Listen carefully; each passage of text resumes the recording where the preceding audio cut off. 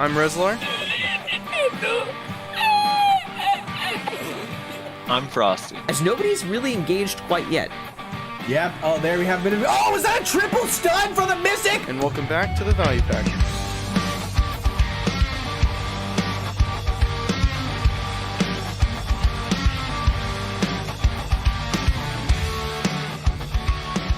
And welcome everybody to another episode of the Value Pack.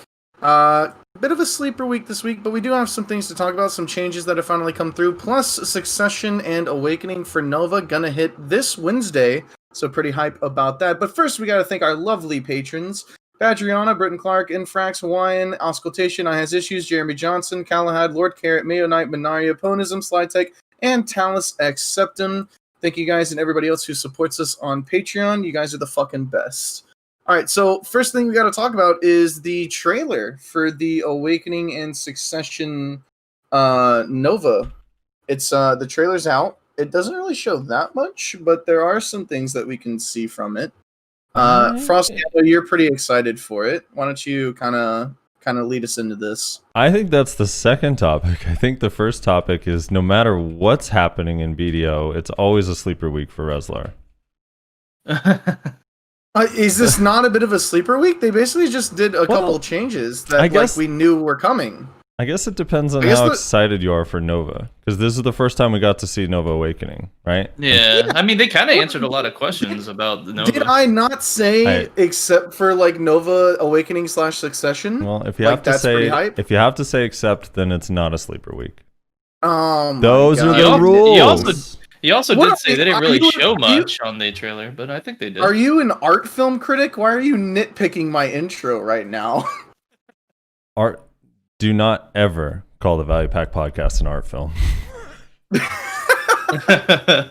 Ever. Let that be the last time you call it that. All right, hold on. Does someone have the... I need the forum post that shows the skills as well, so I can have that as reference. I actually can't, because BDO's website, for some reason, under news and information, that's not placed, even though that would be newsworthy and information. It's fine. Is what it is. Does anybody happen to have it in chat? Like the forum link that has chats? like the skill icons and stuff. But in the meantime, let me just pull up the trailer. Dude, I'm excited for this class, dude. It looks... I don't mean to go full Frosty like I did with Hashashin, but it kind of looks really good, dude, to me. I mean, it definitely... It seems like they more or less fixed the mobility issue, at least from the close quarter combat point of view. So yeah, I mean, pretty hype. So in the trailer, it's like Succession and Awakening, right? And the dragon in their little teaser thing. Oh, you got the link or whatever? Yeah. Yeah, it was under news. Oh, I like that. I get to that you don't send. I got to copy paste it. Was it under news? Wait, hold on. It was under news, yeah. It was in announcements. Wait, news. That's so weird. I don't see it there. Or is there a separate news? Whatever. Doesn't matter. So it shows the gargoyle thing is Succession only. It looks like. Yeah. 100%. In fact, Awakening doesn't really look like it does anything with the pets at all. Maybe it does. Maybe they persist when you swap to Awakening. I don't know. But I kind of am getting the vibe that the pets disappear when you're in Awakening. And then Succession is like all about the gargoyle and the pawns and all that stuff. And then the Awakening, the theme is like, I don't know, what were you guys surprised by the color scheme and the theme of this when you first saw it? You mean DK? I suppose, if that's how you feel it is. It seemed fine, honestly, to me, but I guess I didn't really look too much into that, but I mean, we got the answer on if that's an actual pet or not. It's basically just a summon that happens during the skill, basically, to improve upon the skill for, like, Succession. But definitely wasn't anticipating the rapier. Like, we kind of, like, talked about that briefly, but for the Awakening kit, but well, I think the biggest thing that threw us off was the fact that in Awakening, her shield no longer exists, right? At all. Well, I guess Yeah. technically it exists, but it's her gauntlet now. The shield turns into the gauntlet around her arm or whatever. But like every guess that we had pretty much was like still thinking that the shield was going to be there. So I was thinking it would switch to like a two-hander, but I didn't think the shield would be there either. But I didn't think it was going to just turn into a gauntlet. Well, it's also kind of crazy to me that the whole gauntlet sword tie thing was 100% spot on, and not your Alex Jones theory did not hold. no, it did not. You're talking about whenever I said I thought they were throwing us off. Yeah, they know we're gonna dig up the information, and they're just gonna put some random ass bullshit in there, and turns out it's actually a gauntlet sword scythe. So in the trailer, it shows her. Like, you see her, like, spawn the sword or whatever at the start of it. And then her abilities, to me, I know everyone sees DK, and there's a couple skills that do look DK to me, but I feel like it's mostly because of the color scheme. The purple. To me, the way she moves and the way, like, she pokes and does a lot of hits reminds me kind of a lot of Succession Mystic with, like, Soul Basher and Thunder Pound. And even her dashes, like, I was rewatching the dashes in slow motion. Like, it legit looks exactly like Flash to me. Like, the way she does, like, 2 dashes back to back, like, looks exactly like Flash. So a lot of the poking skills look very reminiscent of Man with Spear abilities, like Tenacious Edge, Cloud Stab kind of thing. Yeah. So for the radio listeners at home, if you open up the trailer, go to about 23 seconds and slow it down. When she dashes to the second pack of Bassi mobs, she literally does like 2 dashes with the same like ice skating kind of look that Striker Mystic do when they use Flash. Like, it looks identical to me anyway. It even leaves the same like little streaks on the ground. How many iframes are we guessing? Like in total on the kit? Yeah. If I had to guess, I'd probably say 2. Probably a side dash and a forward one. I don't know how spammable they'll be, but probably 2 different skills or iframe. I think 2 or 3. I think they'll just randomly have a third one, but they'll be like medium cooldown. I'll go low then and say 1. Because their pre-awaken kit doesn't have any, right? No, right Correct. now there's 0 in pre-awakening. Yeah, I feel like they'll end up with 2 or 3. But either way, I kind of feel based on the awakening kit, it's going to have a very cone-based attack range minus some of their big AoEs for the looks of it. It doesn't look so. It's going to 360. be that's like unless they do a lot of damage and they're protected, that's kind of not good for the meta if you really think about it, because this meta is really built around large AoEs and whatnot. Like, cone-based attacks really aren't ideal. At least in small scale, large scale. 1v1 it'll probably be fine, but Yeah, so I don't know. So she starts out with the sword, she's fighting, she's dashing, and then about halfway through the trailer, you see her do an animation and pull a scythe out. And then do like a large attack in front of her that looks like a vacuum, where the scythe like looks like it's spinning and hitting the targets in front of her multiple times. Yeah, kind of looks like a PvE vacuum. Yeah. And then it immediately switches back to a sword. And then she side dashes after hitting with the sword a couple times, and you see the scythe come back out that visually looks like a C swap. But I don't know, if the scythe ever is out in a resting state or only during skills is what I'm kind of curious about. Yeah, that's kind of up in the air there. I think it's like comes out only during certain skills. Or it could be a stance swap type thing. Yeah, maybe.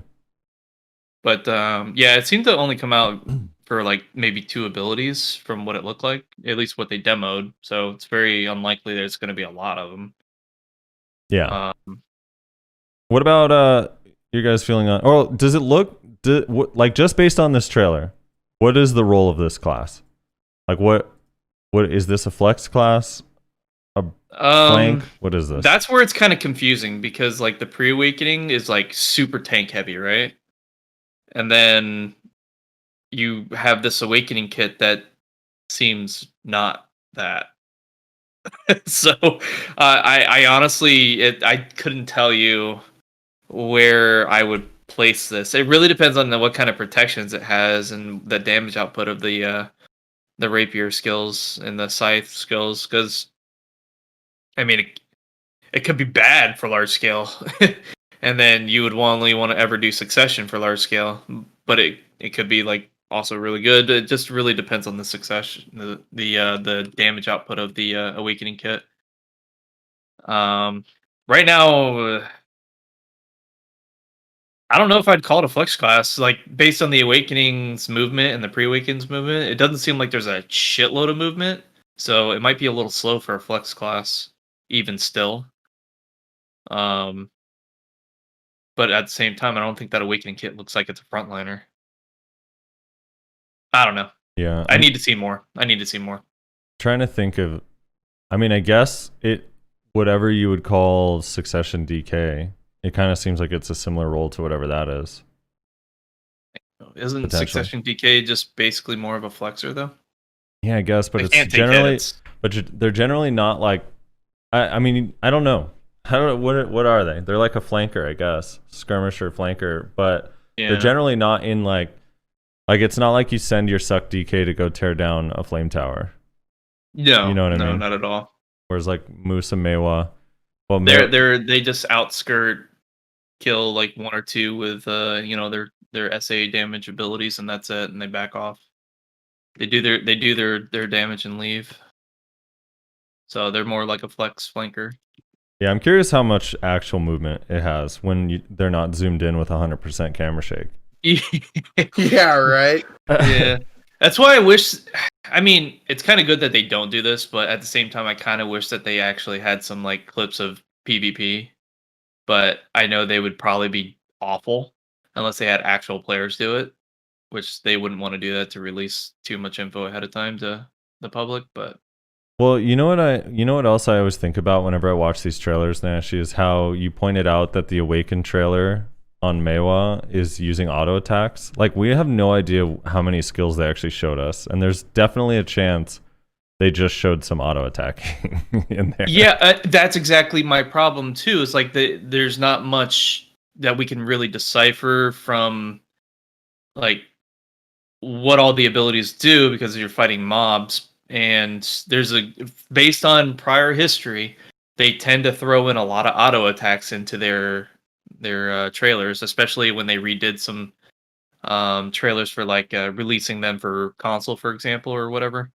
They would hype up like an existing class in PC for console, but yeah, I don't know. It's really hard to say. Like it could be. Rez, what's the role of the Nova based on what you saw? The Awakening flex. Specifically. Probably flex. I mean, it's probably going to be another like kind of like subpar flex or whatever you want to call it. Like not one of your like main flex classes. Like you wouldn't want multiple. If you're like a siege guild, you'd probably only want to have like one max, you know? Yeah. But yeah, it's probably going to be some sort of flex. I doubt this is going to be a main ball class. If it is a main ball class, then it's going to be like a fucking what would you call them? Like a skirmisher type main ball class where they're like kind of hanging out on the edges, trying to like pick people off that like stray too far from the group, sort of thing. There'll be a Succ Zerker without the 200%. Yeah, I don't know. I don't really see it being that good of like. It's going to be one of those kind of like undefined classes, like you guys were kind of saying about Succ DK, where it's kind of like, well, where the fuck does Succ DK even really fit? Because like, yeah, it can kind of do flex, and it can also like kind of do main ball if you play it right, but it doesn't really like perfectly fit into either of those roles, honestly, which is what a lot of classes kind of have issues with. Those kind of like almost flex classes. Yeah, so I think it's gonna be kind of like those. I feel like with their defensive capabilities, they might be able to just like obviously sit in their block, avoid being killed via AoEs and whatnot, and then they just swap in, go in, do a couple burst skills, and back off. Kind of like almost like a Valkyrie, like Succ Valk kind of thing, but not as good, I guess, is what I'm getting at. Do you guys think? Oh, go ahead. Sorry. I was just gonna say. So I think that I'm putting on my. I'm metamorphing into Alex Jones right now. Putting on my tinfoil hat. You know, he's very inaccurate on our show so far. so far, he's been fairly inaccurate. Yeah. Does nobody else find it weird that like the awakening and the pre-awakening like directly contradict each other in like their playstyles? Yeah, it is very, very weird. I think, like, I said this on stream earlier, I would not be surprised if they did something weird with this class where when you go Awakening, you actually just lose Pre-Awakening entirely. Yeah, that's one of the theories, is that potentially you C-swap to the Scythe. But I'm not sold I can see that. I'm not sold on that idea just because... That's interesting. It looks, based on some of these skill descriptions, that some skills just use the Scythe. Like, you see it in the picture and everything, so... But maybe it's like a that's a very interesting take on that. Actually, I didn't think about that. So the way they describe it, it says Awaken Nova switches gears to Sting, the thorn of Kuderon that wraps around her arm and becomes her weapon. Sting's standard form is like a rapier. So many of her Awaken skills revolve around royal fencing. Additionally, Sting can transform into a formidable scythe, which enables her to hit a large area. And it looks like the slower, like, big AoE skills are with the Scythe, and then the fast, pokey skills that are like conal single target are with the Rapier. But I don't know. Yeah, I can't imagine. You're right. It's like such a drastic difference between Awakening and Pre-Awakening that I can't imagine, like, how it being fluid to swap to that slow-ass turtle Pre-Awakening. Yeah. You know? Exactly. But here... Go ahead. Something that something that someone in chat pointed out. They pointed out that the on guard thing, Awakening Nova's major trait is on guard. The incredible boost of speed it gives her. She's able to stack Star's Breath. Every skill she uses, this resource can be used to enable on guard to give her explosive speed. Like, theoretically, if that can only be used in Awakening, wouldn't that kind of like, if you went to Pre-Awakening, you'd probably like lose that. So I don't know. Even if you can go back to Pre-Awakening, maybe they're using that to kind of like dissuade you from wanting to swap back and forth, maybe. Or making it feel like it actually makes sense. Because imagine this, like, imagine when you're in this on guard, like, let's just say it gives you 30% cast speed or whatever. Then if you go into your Pre-Awakening, that slow, clunky Pre-Awakening ice is not going to feel that slow with the 30% attack speed buff. Like, it's actually going to feel kind of decent. So maybe it'll feel less shitty if you only swap while you're on guard. But maybe. Isn't it... I just feel like... I don't know. It's a strange thing. Isn't it kind of weird that, like... I feel like usually in Awakening trailers, you can still see some of the abilities from, like, the Pre-Awakening, even if it's only just the dash... It's still like the same, but this is like completely different. Right, like obviously they're still dashing around, but it's not the same. It's a way bigger distance. It's way faster. And it's like, yeah, that could just be because it's not having the big shield anymore, but like, I don't know. Someone says maybe the class is just scuffed and we're giving PA too much credit. LOL. True. Dude, it's possible. It definitely does not look like it uses a single anything Pre-Awaken whatsoever. They just do that because it's a highlight video, you know? It's trying to hype up the Awakening. No, I know, but even like Resler's saying, like, it's not using the Pre-Awaken scoot or running or anything. It's like, I don't know, normally there's like a hint of Pre-Awakening in the Awakening. I don't know. When they did the Melee Awakening trailer, all they did was just Awakening stuff. Yeah, but you still get to see Chase, you know? Yeah, but it's different color and everything because it's using the version of Chase that's from Awakening. There is two different Chases. I gotta point out, the Hash Awakening trailer looks so much cooler than this one. You're crazy. Like, I hate to be that guy. You think so? Yeah. The only thing that bums me out about this one is I don't love the color scheme. Like, I feel like they will not, for whatever reason, do a deep, like, blue for skills. Like, if you go into the Pearl shop, go to apparel, switch to Ranger real quick, and then look at the Sylvia outfit. Like, why can't we get skills with that kind of blue hue in them? Like, it's just completely not in our game. Blue would look so sick with this character, especially since the pre-awakening is ice. Which one is it? Go to Sylvia, the Ranger Sylvia outfit. It's about halfway down. It's a premium one. Or, well, it's on the first screen there. It's the very bottom if you switch to Ranger. Like, that blue that's on her outfit would be so nice in Nova's skills instead of pink and, like, white. Because the other thing, too, is they kind of keep the ice theme a little bit, even though it's kind of hard to see. Like, in all of her dashes, you see, like, snow / whatever being kicked up. And then in a lot of her skills, you actually see snowflakes on the ground, either underneath the mobs or underneath her, depending on what she's doing. Like, when she does that spin / skill, there's literally, like, an icicle underneath her. Or not icicle, but, like, frost on the ground. Yeah, the snowflake. Yeah. Like, I think you know, she just the Disney make an area snowflake. like really slick with sleet, and then you have a chance to trip. You know, that kind of shit. But it's just like more really RNG Nyash. That's what we need. I don't know. I'm just like, but I think the Awakening looks really cool. What do you guys make of the Succession though, with the demon? I'm pretty hyped. I'm honestly a bit more hyped for Succession than I am Awakening. It kind of seems like Succession will end up being the way to go, honestly, because I mean we obviously don't know shit right now, but based on large scale and what typically is needed, either really high defensive capability with AoEs and stuff like that, or really high single target bursts to be able to be a flex class that's worth a damn. But even then, flex classes are not really, they're frowned on in Siege. So it's just, Succession just looks like it's more fitting for large scale. So it's really hard to say. Yeah. Maybe Awakening will be the PvE kit. I mean, Awakening is probably going to end up being better in 1v1s. Yeah. I mean, there's no way to know for sure until we like get it and people learn it, but it would not surprise me in the least if Succession was the large scale spec and then Awakening was the 1v1 spec. I mean, maybe Succession just like gets like maybe one iframe or no iframes, and then it's just like it just has such huge defensive and AoE capabilities that's its defense. You don't really get iframes.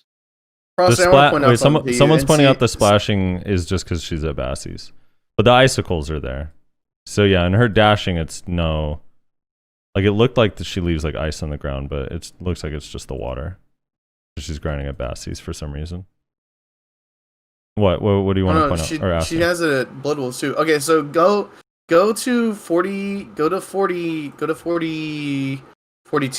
Go to like 42. So you can see. So 42, this is when they do the skill that everyone likes to compare to DK, right? But after this skill, like slow it down. What is this? So he turns the camera to the left, and you can see like an orb coming from the pack that he just killed behind him to the left. What the fuck is that about? Oh, you're right. I noticed that the other day on stream, and I was like, what the fuck is that? Ooh, I never noticed that. That actually is crazy. It's like way after too. Yeah, like, so she uses this. Oh yeah, maybe that's the star stack. Maybe that's the star energy or whatever. That's the thing is that it's not coming from the pack that she just hit with that ability. It's coming from the pack that is dead behind her. Yeah, but I'm guessing that it probably just comes like after. Like it's like a delayed animation just so it looks cool. Because yeah, that's what it looks like. It kind of, because it's like a star color. I didn't even notice that. Holy shit, that actually looks really cool. Yeah, so you see her use the vacuum skill here. The mobs die there. They're all dead now. But the animation isn't necessarily resolved. It looks like there's still something going on. She dashes over, starts using the next skill, and then you see come from the left, the star like flies right back into her glove. Right? Boom. Like right into the front of her. That's kind of cool. Yeah, maybe. Well, her pre-awakening, the shield and whatnot, the demon or whatever, he's like the isn't he the king of the dead or something? What was it? Yeah, he's the skeleton king from Diablo 3. What? Yeah, Axion, the king of the dead, the last king of the ancient kingdom, bears the bloodstained crown even after death. he waits for the Queen of Thorns to deliver his salvation. So maybe she's like collecting souls or some shit from that. But her awakening's not really related to Axion because he's not in her awakening. He's only in her succession. But I thought it changes the sting. Okay, hold on. Hold the phone. Yeah. Go to 39 and click like pause play until you get on the first frame of the awakening. The little star animation is actually on the mobs. I'm just now noticing. It looks like. All right, let's see. Like right, if you get the frame before she starts the ability, or is it on her? No, it's on her, I think. Yeah, it looks like it's starting above her. So maybe it's... The f*** does this mean? I have so many questions. Is this related? Because this is a scythe skill. I don't know if you noticed. Yeah, this that one's is a the scythe skill. That's the first. I wonder if that has to do with like if that's like a cooldown on scythe skills or something. I don't know. I have so many questions. Which second did you say? If you go to like 40 and then right in the first frame where it swaps from succession to awakening, like if you just put it on 0.25 and then pause play until you get to the first frame, you can actually see the like little star animation above her head, and then as soon as she uses the ability, it disappears. Yeah, I think it just has to do. I honestly think it just has to do with the Star's Breath, whatever stacking shit that they talk about. Because what is it? She's able to stack Star's Breath with every skill she uses. The resource can be used to enable on guard. So, I'm just curious what. I don't know. Are you guys disappointed, or do you think it's necessary that the pet's not actually like a pet? I mean, maybe there's an element or a place where you can actually have the pet out, but it looks like from this trailer that it only comes out with animation similar to Mystic's Dragon. I prefer it be animation only. Pets are a blight on this game, and every pet needs to be removed. That's toxic. There's one specific ability here. You know, you've been grinding on her, right, Rez? Yep. Okay, so you know her shift Q. Let me find when she does it. Yep, the Ronaros ability, where the demon flies overhead. Yeah, notice how like absolutely far it goes before it disappears. Like, look where the Ronaros stop for context of like how far that goes, and then look how much further he goes. I'm really curious if he does damage all the way over there, because that would be like a legitimate like long range damage ability. If he actually does damage that entire path. See how far he goes before he disappears? Yeah, he goes like double the distance. Yeah, it's kind of insane. He also starts kind of ahead of them though, but yeah. Because the Ronaros disappear right there. He just disappeared and the demon guy is way back there. It's like double the distance. Yeah. Dude, it looks really cool. Dude, I just can't... Dude, her skills are going to hit so hard with that thing. The horns on it look cool. We're all in agreement now that it's not Calc, right? Yes. Okay. Well, no, now that it's confirmed to be the Demon King or whatever. Skeleton King from Diablo. Dude, so... I mean, they very obviously took inspiration from Calc, though. I wonder how many of these... I wonder how many of her abilities actually spawn him. Because... on Mystic, I feel like one of the disappointing things is that you really only see it in her ult, Dragon's Pit, Rising Dragon, Wave Orb, and Sea Burial. And then I guess her 200% as well. But it would be really cool if this pops out for more than just 3 or 4 abilities, and you kind of see it a lot. It probably pops out in all the command abilities. The other thing too is like, all right, so if you look at the beginning, maybe we're overanalyzing this, but it's like kind of exciting, dude. In the beginning of this trailer, you see her spawn the demon without a normal ability, like it's just spawned in front of her. I wonder if that's going to actually be possible. Like you see the two things like go together, the two like black pawns like go together, and the demon thing just spawns up and it's just standing there while she's blocking. I wonder if that's going to be like actually possible in game, or if that was just for cinematic reason. Because like imagine if you're blocking and you literally have this thing in front of you just deflecting damage like a tamer pet would be kind of insane. Yeah, except for it's like twice as big. It's huge, dude. It's so big.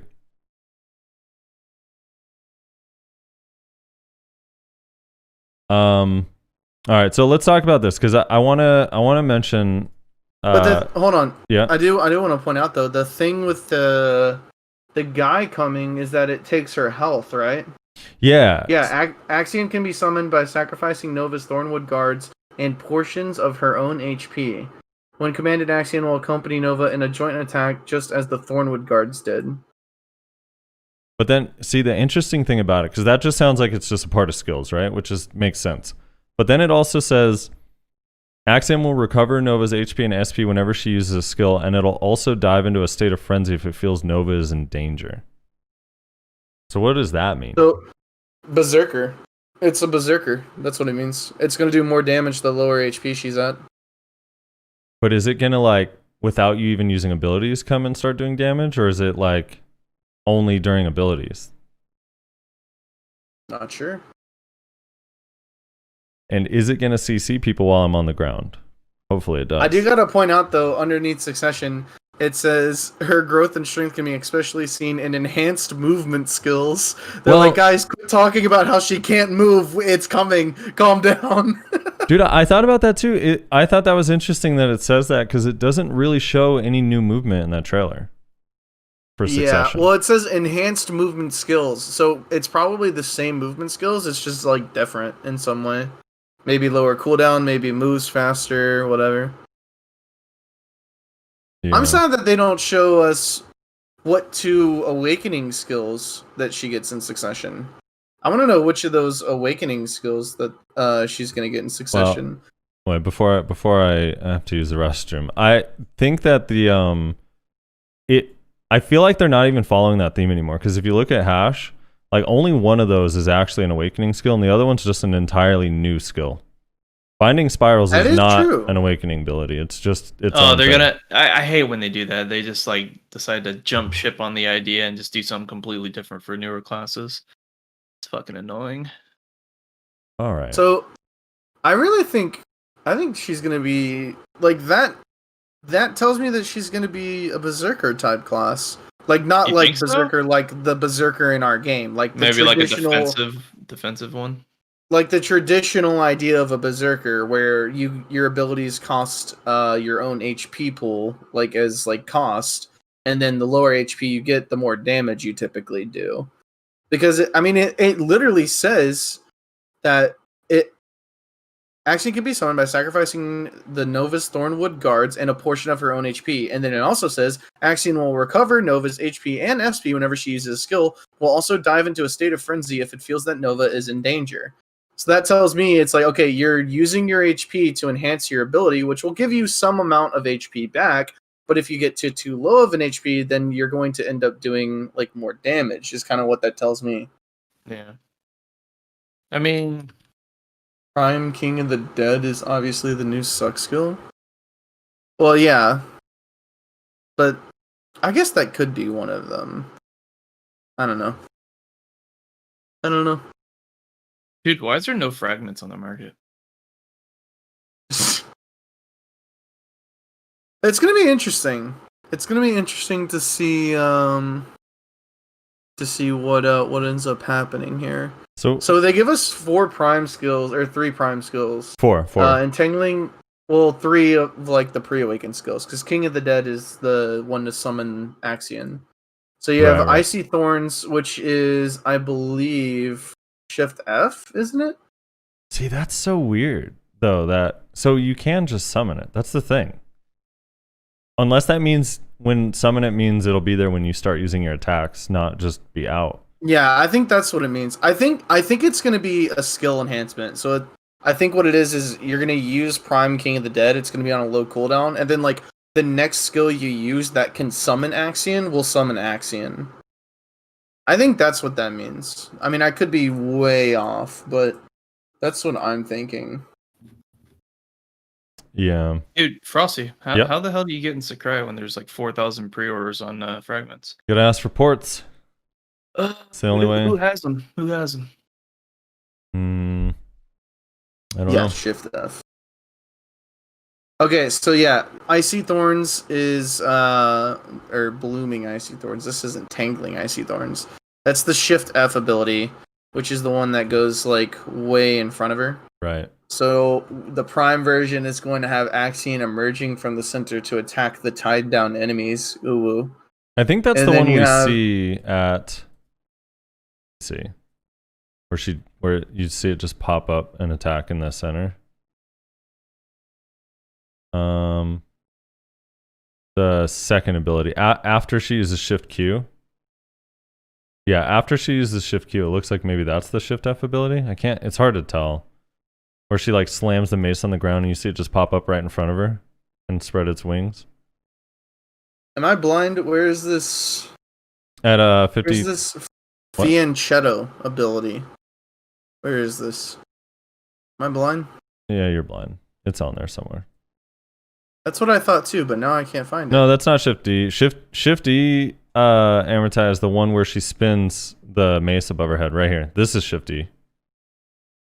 Where the thing shoots out of the ground. Here we go. She uses a skill Shift before Shift E that shows the thing come out of the ground. See? So it's Shift F. That's going to be an Axion skill. Shift L and B. That's going to be an Axion skill. And then Icy Prison, which I think is down E, isn't it? Yeah. Icy Prison, which is down E. That skill right there is going to be an Axion ability. The slam one is Shift R&B. Okay. Dude, interesting. So they are mentioning skills here that are not in the trailer, maybe? I don't know. Like, I don't think we saw Shift F then, if that one's Shift R&B. Here, let me take a look, see. Where are you looking at? At, like 50 seconds. She started 50 seconds. She uses, after Shift Q, you see her dash to the next pack of mobs, and then she slams the ground with her mace one time, and then that's Shift R and B, yeah. Yeah. So they don't really show Shift F, I don't think. So Shift R and B also summons Axion, which is interesting. And then they do Shift E after Shift R and B, and I think this summons Axion too, doesn't it? I believe. I don't know. I believe. Someone, hit the ground. Someone's saying I'm feeling E-buff. Yes, it does. E-buff is King of the Dead, and for 30 seconds it'll summon her skills will summon Axion. If that's true, that's gonna be awful. That's gonna like take away the excitement of the class so much. If you don't actually get to see that dragon unless you're E-buffed, would be really lame. That would very much be another Succession Zerker. Like, oh, dude, cool, you can go Beast mode, but it's your E-buff, so only every 3 minutes. That would be kind of lame. I hope it's not like that, actually. But I don't think it would be like that because it doesn't say. That would be terrible. That would actually be awful, in my opinion. Like, you're saying she wouldn't get a normal E-buff? She'd just get this instead, which doesn't buff her. In fact, it actually debuffs her because it takes away her HP.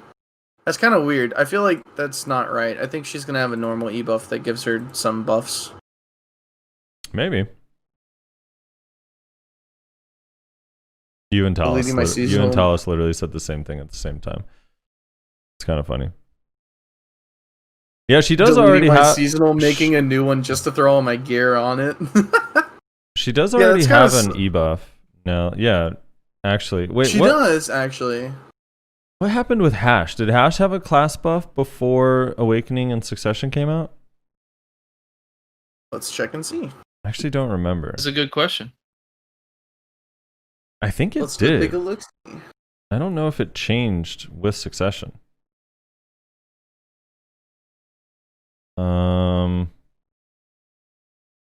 I don't remember. I wish I could remember off the top of my head.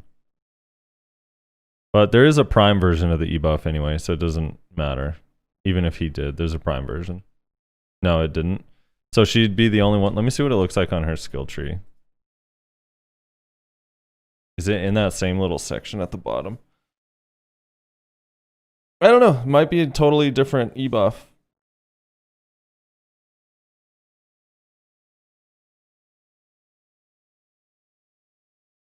Yeah, it doesn't look like Hash had one. Oh, yeah, Cordum's Guard. It's literally in the same spot that Succession ebuff would be. So I think Cordum's Guard is still just going to be the ebuff, honestly. It's literally in that same section above passives where the 3 prime skills go. So, yeah, I don't think Axiom is ebuff. That would suck if it was, though, honestly. that would be kind of lame.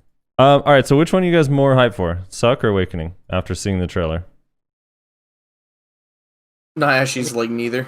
Awakening, I'm more hyped for in terms of seeing it play out. Oh, I think Succession's going to be better. Are you going to play either of them?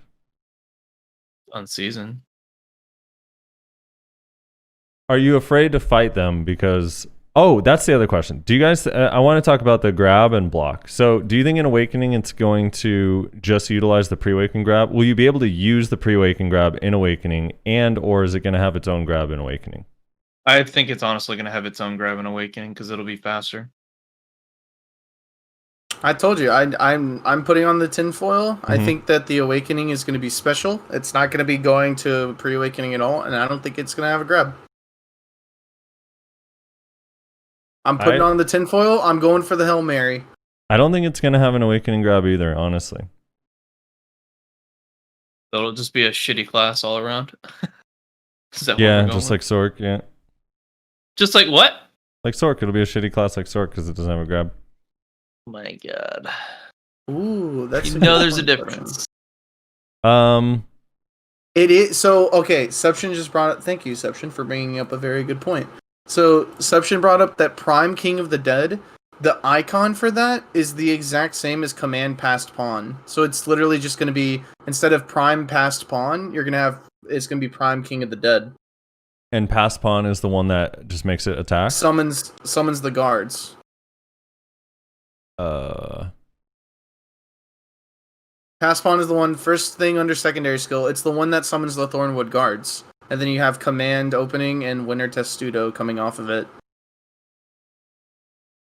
The one that summons the guard. So let me swap to it. I thought just the block summons the guard. Or is that what is Passed Pawn is called the guard? Automatically activate when using Katorum's or whatever protection without guards.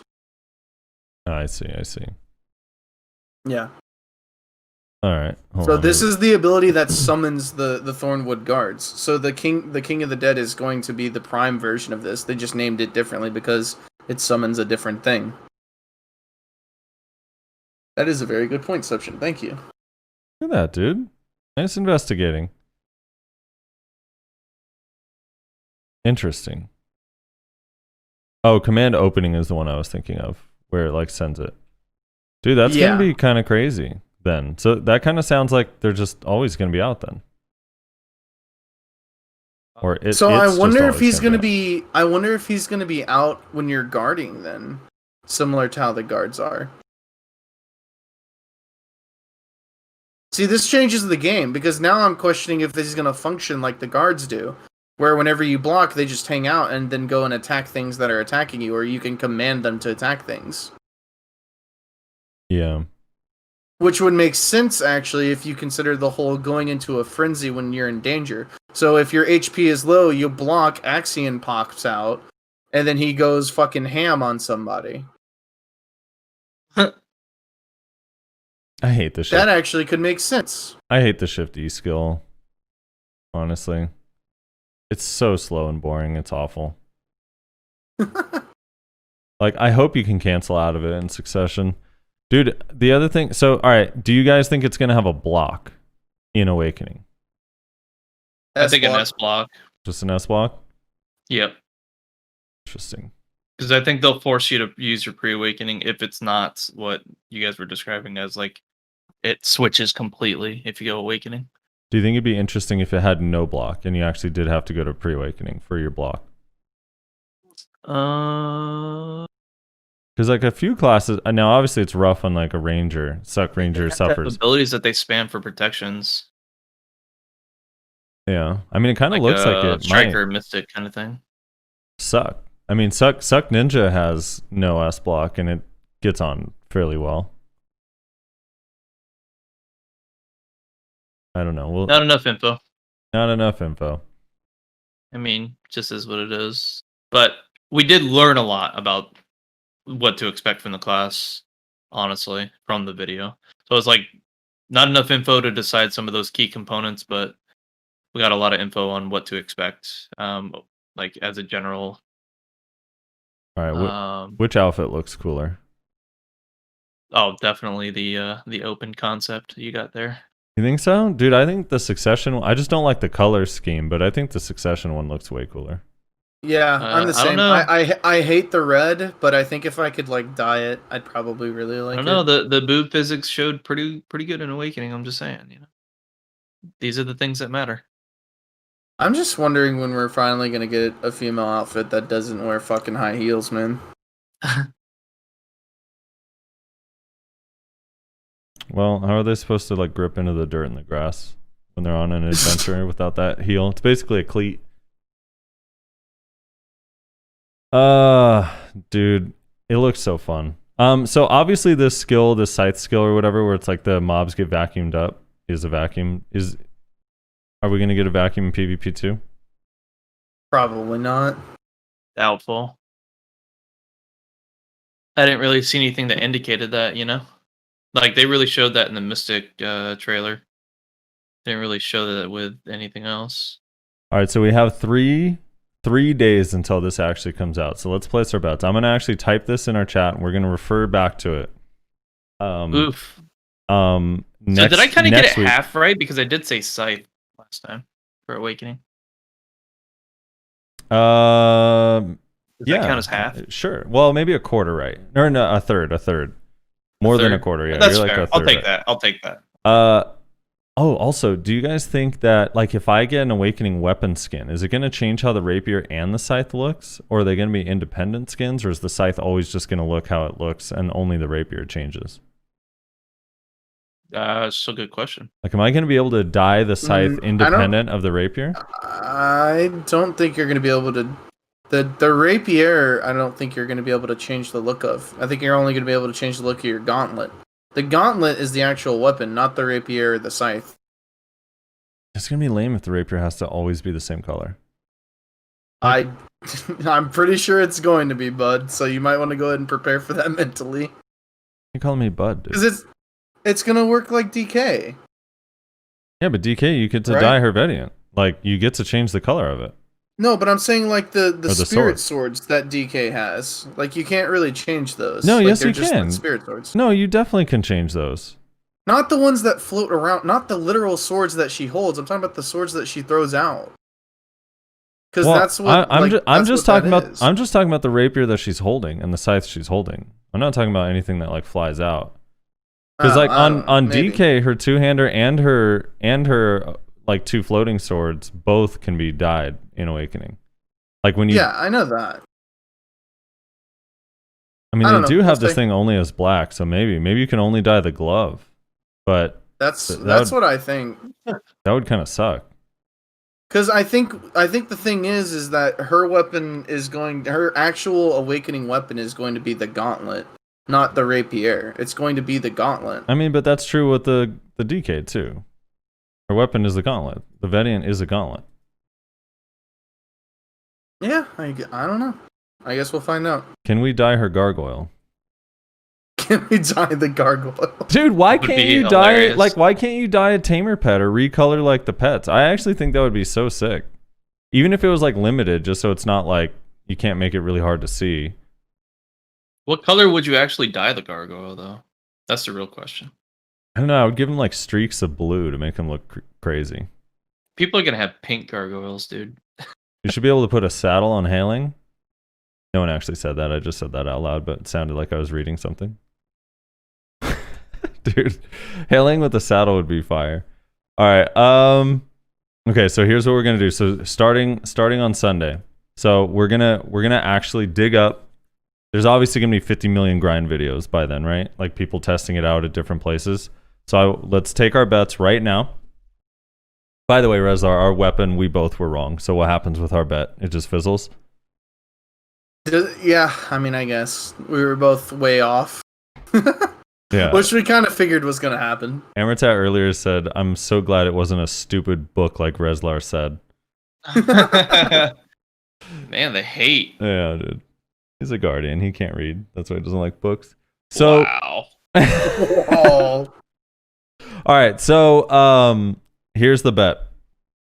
Which class or which spec, Succession or Awakening, just in that first week from what we know, because obviously things will change down the road. So I'm going to look it up. I'm going to find every single video I can and test it myself and get feedback from a bunch of people before we come on. But which spec is going to be better at grinding in the first week, Succession or Awakening?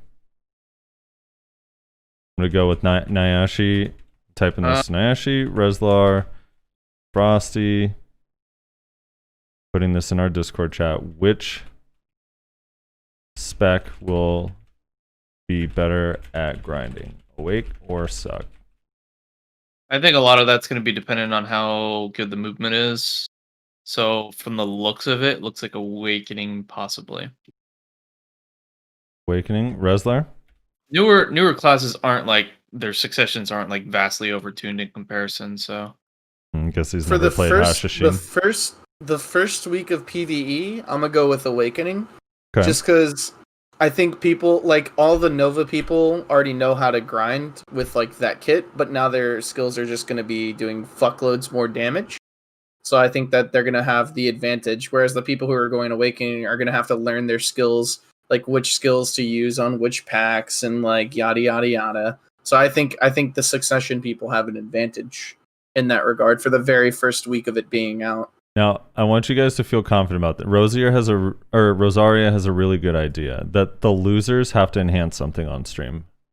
what? Yeah, you got to tap something. Like, you got to go for like a try disto on the podcast next Can week. we cron it? You're a bitch. I'm a bit. I'm just I'm a kidding. bitch. Sure, you could cron it, dude. Whatever. If you want to spend even more money. Because that timeline actually might work because in 3 days I get the 5 more seals, which will allow me to get 120 seals to get the Tri-Tongue belt, so that I can prepare to tap that for Tet. All right, so I'm posting this as an image. I'm prepared to lose. It is written down in stone. This is what we all see. I think Succession is going to be better at grinding in the first week. Wait, did I say Awakening? I meant Succession. I said Awakening. Wait, did Reslar say? that was weird because you did say Awakening, but then you were talking about how Succession will have the advantage because everyone. If I said Awakening, I meant Succession. So yeah, he definitely meant. I know he meant Succession. Do we let him change it, or do we force him to enhance distos? You were saying Awakening the whole time. Yeah, but I know what he meant. He was saying how he sees that pre-Awaken will have the advantage, or Succession will yeah, I have the meant advantage. Succession. All right, fine. Let me edit this and change it. Hold on. So only Nayashe's enhancing next week? Fine. Probably. All right, here we go. Save this as an image so we have it forever. There we go. All right. So next week we'll dig up some YouTube videos. We'll try to find some Korean ones. We'll try to find some NAEU ones, and then hopefully we can all try to test ourselves, whoever's playing it, and we'll get feedback from the chat as well. So that way there's consensus on which one's better, and then the losers got to go for a try disto. We all agreed on that? Wait. You What? said any accessory. You didn't say try disto. Or a try Deboreka, whatever. What? It's not even like feasible to get. Get to grinding your Maywa, you have Red Moon. Wait. Is it okay if I do my try Tongue belt? Come on, that's good enough. All right, try tongue grab belt works. All right, thank you. It can't be a red nose accessory. That'll be the rule. It's not a red nose accessory. It's the best belt in the game besides the accuracy belt. So. Besides the actual best belt in the game? Besides the actual best belt. No, not all right. So when we talk about the grinding, we're specifically referring to like high-end spots like Star's End, Succ, Histria, like those spots. Tauros, whatever. Not necessarily like the quick like Sasans or Gahas.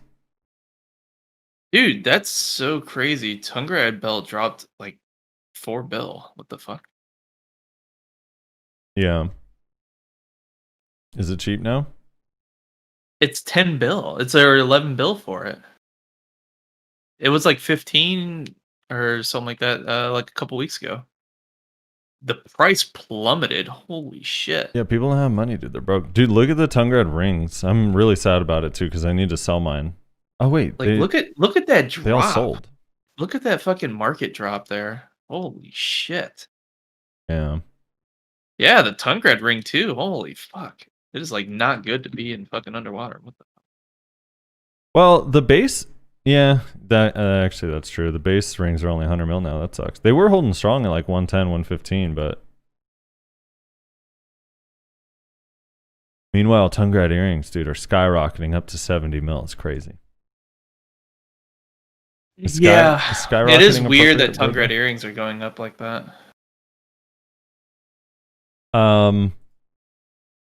Yeah.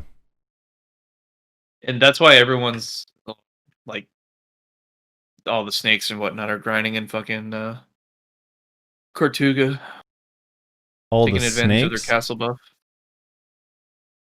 Oh, All I the see. snakes. Like the guild snake.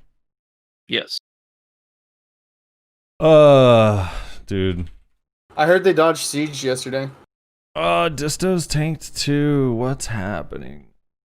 Who Can dodged siege? anyone confirm that Snake dodged siege because PA got nerfed and their comp is irrelevant? No, there's no way. Is that an actual rumor you heard? Yeah, seriously, someone said that in my stream that they dodged siege yesterday.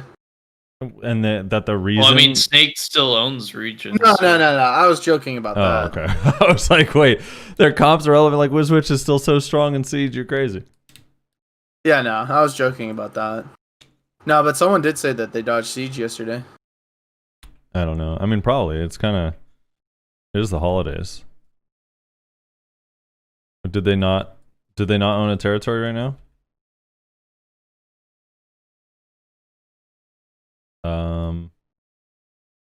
No, they still own Madai. How'd they dodge? How did they defend their territory and dodge at the same time? That's crazy, dude. Ask people in chat. I don't know. Imagine defending your territory while dodging. That's actually impressive. Okay, moving on. Aim assist. They put up a long post about the aim assist that really, if you break it down, they said we need aim assist in the game to help new players. So we'll remove it from some skills, but some skills we're going to leave it. So they said extra impactful skills such as grapples, like warrior. They use warrior's grapple as an example, which bladers rejoice, right? PA knows it's a strong grab. There's still hope, right, bladers? There's no hope. There's really still hope, huh, bladers? Do you think that Warrior's grapple fail should apply a 50% move speed and cast speed debuff? Move attack and cast speed Not debuff? like it'll affect them. Have you seen them when they have fucking slows? They don't care. No, not them. Like it debuffs the person they tried to grab if the grab fails. Like kind of like Gravedigger. It's like a failsafe for warriors, so they have extra slows. Would that be kind of hype? I feel like Maywas would be into that. I mean, no. All right. So aim assist. I don't know, Reslar. I feel like you have the strongest opinions on this. What are your feelings on the aim assist changes? Yeah, I mean, I think it's probably a good thing. I still just think it either shouldn't be in the game or it should just be disabled once you hit level 50 on your character. I mean, we both believe that it actually hurts new players more than it helps them, so when you flat out disagree with the entire ideology behind like the change that they're implementing, it's kind of hard to be like, yeah, that's a good thing that they did, but I mean, I guess technically it is, so whatever. I don't know. Yeah. It just shouldn't. Thing number one, it shouldn't work in PvP, like at all. It just should not, like, at all work in PvP. PvE, fine, whatever, not PvP. And then thing B, like, it just should turn off once you hit level 50. Like, once you hit level 50 as like a brand spanking new player, like, I think you have enough of a grasp of the combat at that point to where you don't really need that anymore. Honestly. You get to level 50 really fucking fast now. I know what you're going for, but like in all honesty, you can hit 50 in like an hour. Yeah, they should make it forced on until you're 269 Kudum. 69 good. Well, you and I actually, Rezar, both agree that it's bad for new players, but for different reasons. So why do you think it's bad for new players? Well, I think it's bad for new players because eventually they're going to learn that that's not how you actually should be playing the game, and that it's kind of more of a hindrance than a helpful like thing because of the fucking auto aim. And so eventually they're going to learn that you can turn it off. They're going to turn it off and have to like relearn all the shit that they were learning. Like they're like, oh hey, this skill is like actually useful now, or like, you know, this skill functions differently now that I have this shit turned off. So it's kind of like going to set them on the back foot a little bit, maybe dishearten them. Like, you know, I don't know. For me, I feel like new players are going to play the game if they don't talk to people, right? Like if they go in solo, try the game like, this game, like I've a lot of people play this game and kind of want to try this out. Let's see what's up. They download it on Steam for $5. They start playing, they're killing mobs. Every time they click, their character just jerks into a random ass direction to target a mob, even though they weren't aiming their camera that way. And after a little while of this, they're going to be annoyed and be like, the combat in this game sucks. I don't know why people hype this up. Like, your character just, like, jerks to different things that I'm not even aiming at. And they're going to be like, yeah, I'm good. This game's awful. I think it actually makes the combat seem shitty when it's actually really fun and fluid and you have so much control over your character. If you're, like, playing... Like, think about you walk into a group of goblins when you're, like, level 10. And... you start attacking, and your character's literally just changing directions randomly. Like, based on... because they're not even going to know why. They're not going to know that the rule is, hey, by the way, you auto-target the closest mob, because it's on by default. Unless, like, a tutorial, like, explains it in detail. I feel like people are going to be confused. Like, why is my character just turning constantly? This is stupid.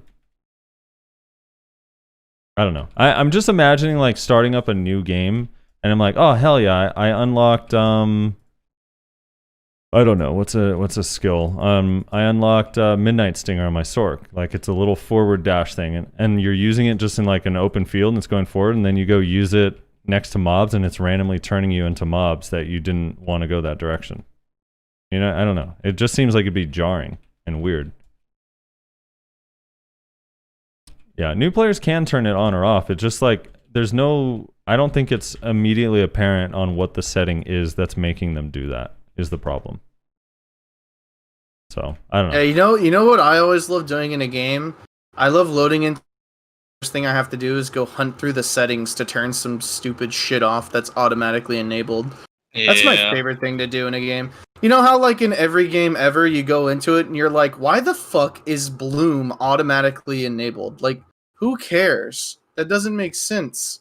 Then you have to go and find it and turn it off. Isn't that just the funnest part of like playing a new game? Well, even more fun is when you play BDO on console and you're wondering how to turn off remastered because you're only getting 20 frames per second and there's no option to do so. Yeah, I don't know. So just overall, the whole it's thing bad. is just the whole thing is just awful. I don't know. Like, you really want to help new players like learn the new combat system? Like, this would be a really cool opportunity to like do things with your community and like your content creators, like the people that make guides and stuff on YouTube. And like you can actually give them like player-made resources like through the game. And be like, hey, like, you know, this sort of thing for this or this for this, that sort of thing. Like, I know other games that have done that before. Or actually in the game, they're like, hey, here's like some guides that you can like check out for this sort of stuff. Or fuck, make your own guides. I don't give a fuck. You probably don't know how these things work, so I don't know if you can, but I don't know. It's just like this does not help anybody. It's just awful. I don't know. It's just really fucking weird. Yeah. And again, who asked for this? Was there like some CEO's like nephew or something that was like, Yeah, Uncle, I tried playing that game that you work for, but the combat I was get really dizzy when I have to confusing. spin. Yeah, it just gets a little too complicated. I can't like quite figure out that I turned my camera to aim my abilities, so I just kind of gave up. And he was like, oh, "We're losing players because players can't figure out how to turn their cameras." Oh my god! Like, I don't know. It's just so fucking dumb. Yeah. You know, you want to make combat easier for a new player, give them succession when they start the game. It already exists in Korea. They have guides/forums accessible in game that are player made. Jesus Christ. Well, I mean, there's plenty of resources out there if they just do a simple Google search, honestly. Yeah, I know, but like now you have to Google search aim assist. They're not even going to know what to search for. Well, yeah. They're gonna yeah, like that's imagine you're a new player. Like, why am I auto? No, my you're camera's you're auto right. moving. You're absolutely right. Someone's gonna have to do an updated guide. All right, all the bullshit you need to take off your UI immediately Yeah, upon entering the game. Here you go. Here's your first 5 minutes in the game guide.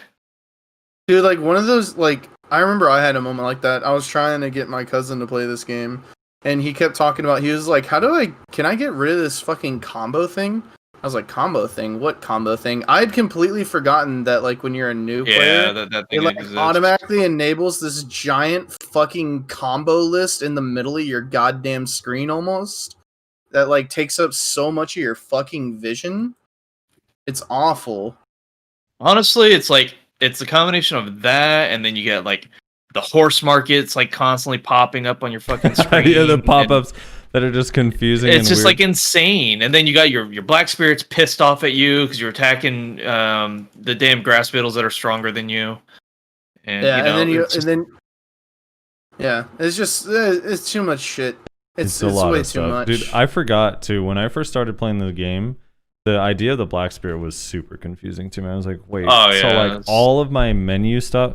I'm like, why is there an escape menu, but also this black spirit has a menu of a bunch of shit too? Like, this is so strange to me. definitely is weird for sure. Because like every other game to enhance, you normally go to like some NPC, or you just do it in your Yeah, inventory. you're not like interacting with this thing randomly in open world. Now that I'm used to it, I actually don't mind it, but I thought it was super confusing when I first started. I was like, why? I was like, okay, so I have to press period, or comma, to pull up this black spirit, and it's like he has some random options that I don't know. What is transfusion, enhancement? Okay, do I have to be in a town for? I don't know. It's just like really weird drawing. But anyway, aim assist should just be removed. It's not helpful. If you want to help players, there's many other ways to do so. Aim assist is not really ideal.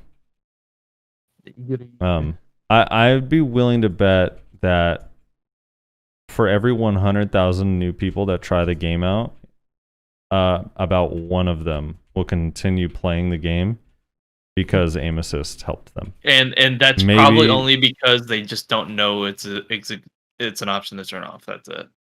Yeah. All right. Rabams. They went through. We got all the Rabam buffs. How are your classes, Rabams? What changed? I know Zerker. They changed one of them to. Isn't one of them kind of a pulling ability now?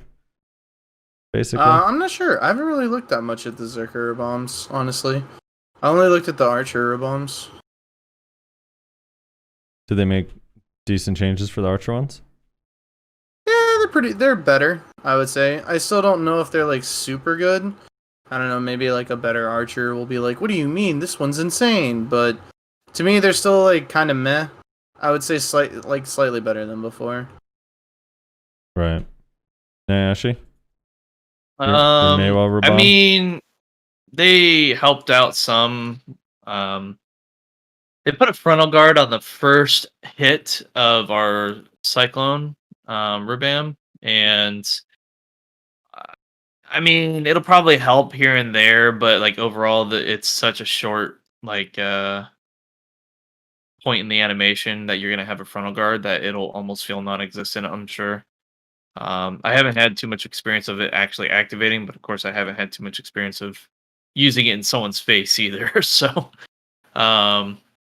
But the other one is the Decapitation Dragon, which was relatively useless in both PvE and PvP originally. They have since made it cancelable with Chase, so we can exit the second part of the animation faster. And then you can actually get a 15% attack speed increase from the first hit. So that's actually pretty decent.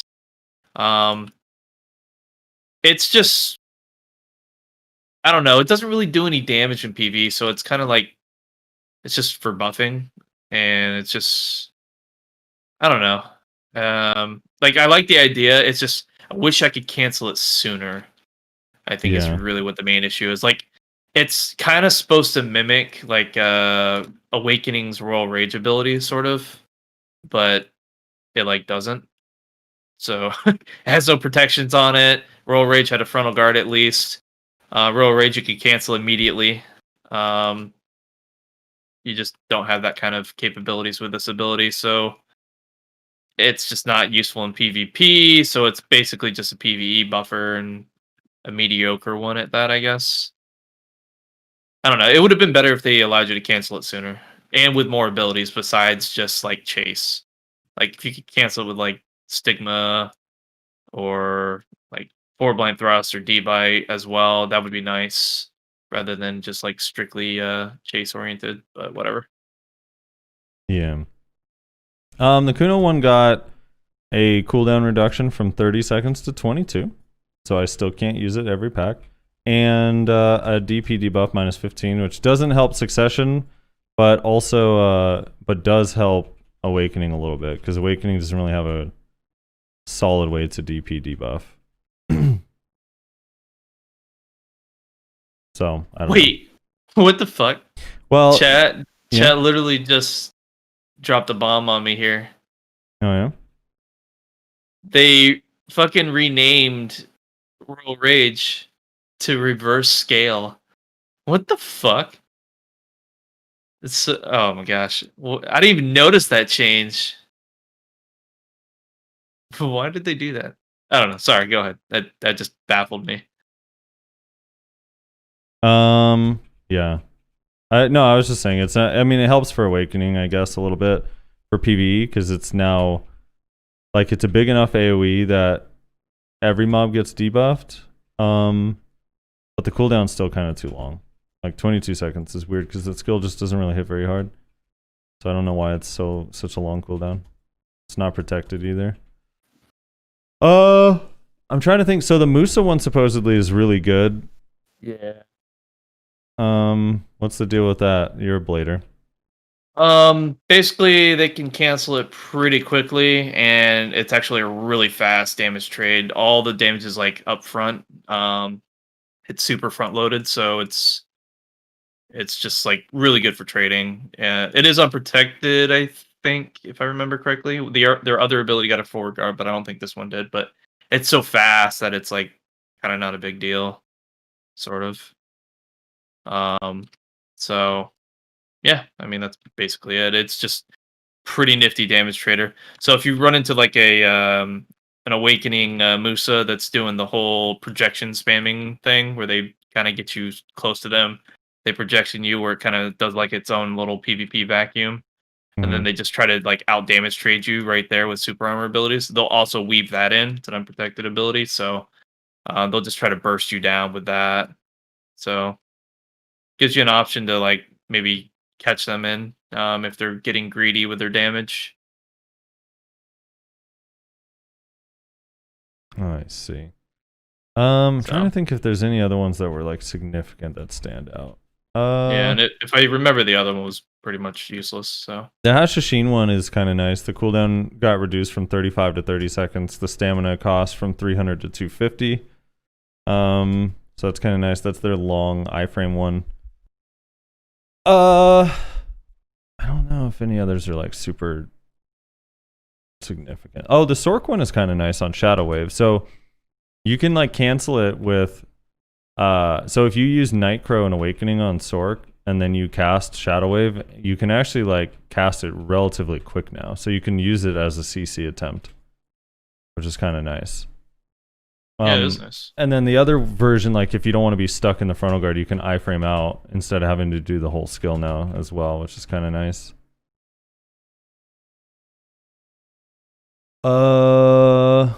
Yeah, the others I'm not too sure. Thrashing Wolf is kind of decent on Mystic. You know who I didn't hear anything about was DK's. Yeah, DK's got a speed up, but it's still like relatively bad. I'm pretty sure all of them are still just going to use the airstrike one, even though the cooldown's super long. Would be my guess. The thing doesn't do enough damage even in PvE. Well, that's the thing I don't understand. They have plenty of damage. Yeah, I know, but it's like it just makes the skill feel like why did you waste the time developing this? Yeah, exactly. At least give it some sort of utility kind of thing. Something, you know. Could call it like gap remover, dude, and it just puts super armor in places where there aren't any. Yeah, it'd be fantastic. Gap creator, it's unprotected. You know, just throw it out randomly, you get caught. The Mystic Thrashing Wolf one is kind of interesting because they sped up the movement on it and the animation of it, and then gave it super armor. Although for some reason the super armor edition wasn't in the patch notes, but it did get super armor. Weird. So that one's like, I guess, kind of viable to use as just like protected damage / movement. And then the other one also I think is interesting because you get Crouching Wolf buff without wasting any shards, but the cooldown is really long. Yeah, I don't know. I don't think any others are super impactful, or at least I haven't heard about them yet. If they are. Ghost Claw, I guess, is nice for grinding on Ninja with the attack speed buff. Mayweather are just pure busted. Lightning Spear is actually pretty fast. What? Lightning Spear is actually pretty fast on Wizwitch now. Well, actually on Wizard. But it doesn't do any damage in PvP, but I think it's decent for PvE because it's so quick. And I haven't gotten to test the rest. I don't know. So there's my limited knowledge on those changes. I know you were pretty upset that they buffed the warrior one, dude. You linked it and said, "What the hell? Why are they buffing warrior?" I misspoke. I thought it was their counter strike or whatever it was, whatever their typical counter is. Yeah, their normal thing. Gotcha. Yeah, it's what it looked like at first for some reason, and then I read it, I'm like, oh no, never mind, this doesn't have accuracy on it.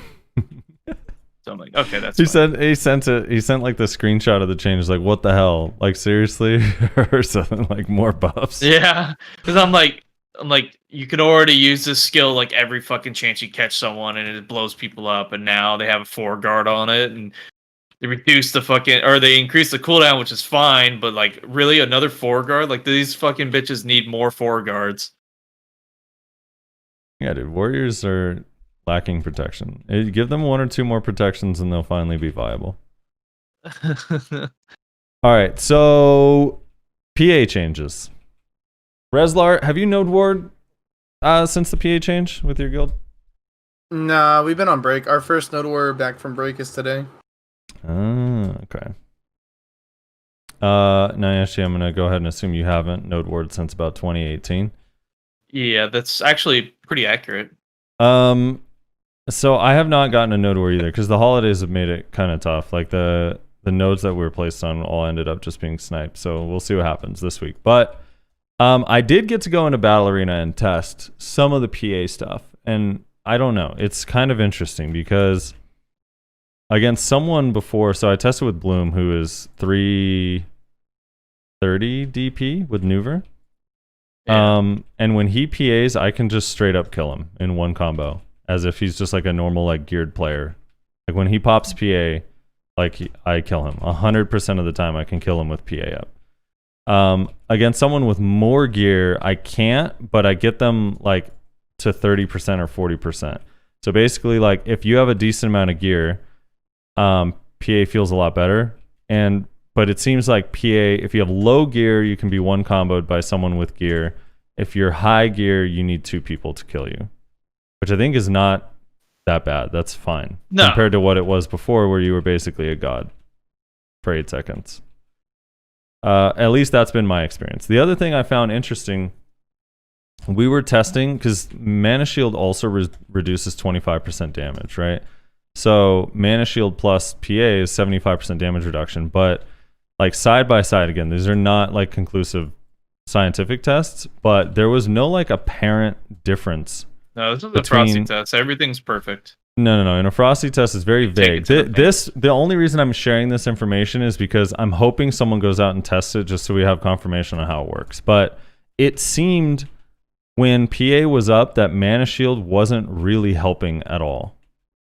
There was actually multiple times where when someone used PA and Mana Shield, they took more damage than with just PA, which would just not saying that it makes it worse, but just that it didn't really have any effect. And I feel like with 20, even though your damage is being reduced so much by PA, I feel like that 25% is still a lot of damage reduction. So it should be like pretty noticeable in difference.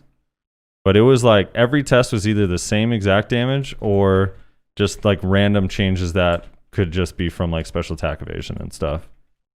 Whereas like when you use Mana Shield, just Mana Shield versus someone without Mana Shield, it is like a massive difference in damage. Like it completely reduces damage. So I don't know.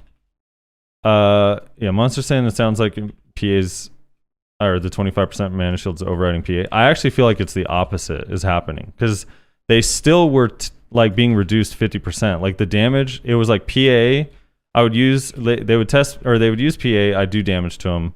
It would deal like 1,000 hit points, right? And then they'd use PA and Mana Shield, it would do like 1,000 hit points. And then they use just Mana Shield, and they would take like 1,500 damage. So it was like, didn't seem to make much of a difference. So I would love if someone, hopefully big and shiny one day, gets out there and tests to see if they stack. Or if maybe it's just diminished returns. I don't know. Maybe it's just such a minimal damage difference since so much is being reduced after gear and everything that it's hard to tell the difference, but I don't know. Anyway, the change like feels actually pretty nice. And I also like that I also really like that it persists through death. So if you kill someone that had used PA, when they respawn, they still can't receive PA for that full duration. Yeah, that's really nice. But it's only a minute, right? Yeah, but there might be some like weird scenario where it might be necessary in early game siege. Yeah, it's only a minute. But in the early game when it's like 5-second spawn timers or 10-second spawn timers is like you're gonna have to wait for the cooldown. Like it's kind of a lot more to keep track of if you really think about it, because you gotta keep track of your individual PA groups, and then also like, well, if PA 3 went off, what group of people can't receive PA anymore? Like, should we even use PA 1, or is it not going to have any effect? You know? What it'll do is definitely slow down the bigger fights, probably, and also make baiting out really good. Because now, like, if they PA and push on you, and you guys bait them in and burn that first PA, there's a good chance most of their heavy hitters are now significantly weaker. So you guys counter PA and push back in, and they're pretty much fucked, giving you the advantage. I'm excited that I can do damage, because if I jump in as a like if I dive bomb a group, if I dive bomb with somebody else, like even if they PA to protect themselves, like a emergent, oh shit, PA, like this dude's trying to ult us or whatever, like if I'm there with someone else, like we can still kill them with PA up, which is just such a, I know it doesn't seem like that big a deal, but it's such a huge difference, because like if you can take out some of their Wiz Witch early with some of these engagements that like basically is not possible before the PA change, because PA would just save their life, you can change a fight. Plus there's a chance if I actually am able to kill some of them that I don't immediately die as well. Because normally it's just like, oh, I did my whole ult, engage, shadow stomp, clone, tendon cutter, like all the damage I can do, and they're still at 75% health, and then they hit me and I'm dead. Mm-hmm. So now there's a chance they actually they don't make it, as long as I jump in with like 1 or 2 people. Like I don't think solo ulting is not going to work unless you're against people with just no gear. But against people with gear, if you ult like with a group, like a coordinated ult, actually is going to matter now. Which is kind of cool. You say that, but every 30 minutes, that sucks Zerker. Oh, he's definitely not going to be as tanky, because the PA will definitely not save him, you know? it'll help a lot, but not near as much as it used to. You know? Yeah, just grab him. Yeah, that's true. Just grab him. Right? Yeah, just grab And him, then, man. yeah, like even when I remember seeing the clip of Choice, he get like literally 100% slowed, and he literally couldn't do anything and just got eaten alive when he jumped into the middle of a group of people. Someone's asking if PA will be just used when you can instead of coordinated because of this, but I don't think so. It's still going to be coordinated. It's still going to be coordinated. You have to for castles. Like, you literally don't have a choice. Like, if you don't coordinate your PAs, you're not ever getting through a castle gate. It's impossible.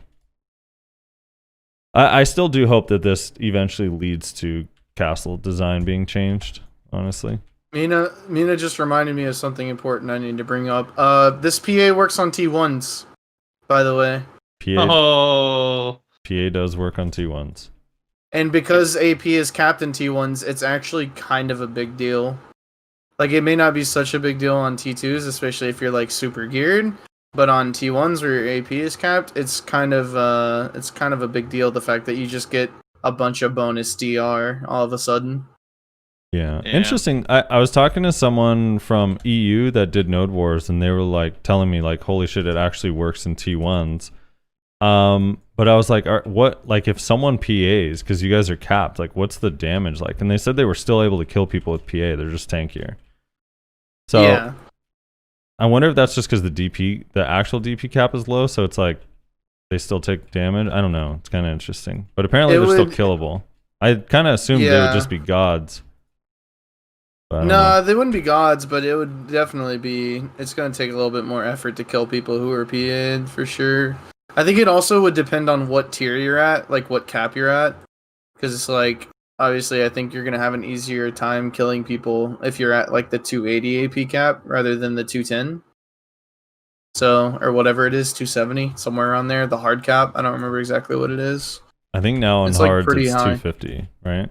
Then is it? Yeah, because remember I thought when the T1 changes happened, they made hards are basically medium, and they just left it like that. Or am I misremembering? Okay. It's kind of been a while since I looked. I might be wrong. I don't know. I don't really the pay caps attention to caps that much. Yeah, that's kind of interesting. We're moving the T2s, so good for us. We're basically just avoiding PA. We avoided PA whenever it was a blight on T2s, and now that it's nerfed, it's like we're going back to T2s, and now it's apparently kind of annoying on T1s, so it's like, hey, good. We're just kind of avoiding it. Yeah. That's crazy. What a crazy ability, dude. Although, you know what? A long time ago, although you and I suggested, I think, like 20% or 30%, but way back in the day, like the first time we had Tim Allen on, like around that time, we had talked about PA changes, and like originally, one of the simple changes we were thinking of was like, I don't know why it just isn't like a flat damage reduction percentage. Yeah, that's true. I do remember that. I don't think either of us said 50, but it was probably like 30 or 25 or something, but still. Kind of interesting. Yeah. I wonder if they're going to change it more, or if it's going to stay the same. Because, you know, it started out at 40 on Global Labs and then was 50 when they actually released it. Yeah. Oh, I think they'll fucking just back off this and put it back to like 60-70%. What? You think so? Oh, yeah. We decided PA isn't strong enough, so we buffed it to 100% damage reduction. I mean, they still haven't listened about the Succ Wizard thing, so they obviously have their own perception of what they feel large scale should be. But since the 200% meteor nerf, Wizards have been struggling in large scale. Oh no, they have not. Don't even fucking try. Yeah, dude, that fixed Wizards, man. What do you mean? Yeah, dude. The KD's dropped significantly. I don't know what you're talking about, Nashi. You're crazy. Clearly, I'm out of my element, right? I am. Dude, I feel bad. I feel bad for the people that, like, on both the podcast or the stream, that have no idea that I'm being sarcastic. And like, dude, this moron Frosty actually thinks Wizards fine because Meteor got nerfed the 200%. I thought you lived for the comments. You thought I lived for the comments? Yeah, you loved all the the rage, you know. I do appreciate the rage. It's funny sometimes. Mostly Specifically the bladers. Musa rage. He bottles those tears up. Kind of all the bladers, dude. They make me happy. I feel like bladers make the world go around, you know?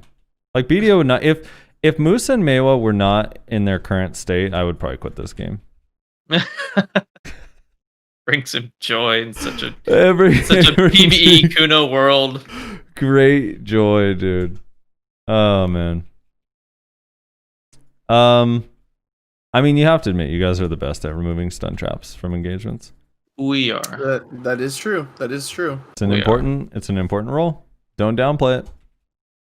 Okay, so overall, I don't know. We'll have to revisit this next week when we actually have Node Ward. Hopefully, some of us get some Node Wars in before then. Maybe Nayashe can merc into one of the guilds and actually do a Node War. Or actually, Nayashe, maybe in a GVG. Go participate in some GVGs. See if you can kill people with PA.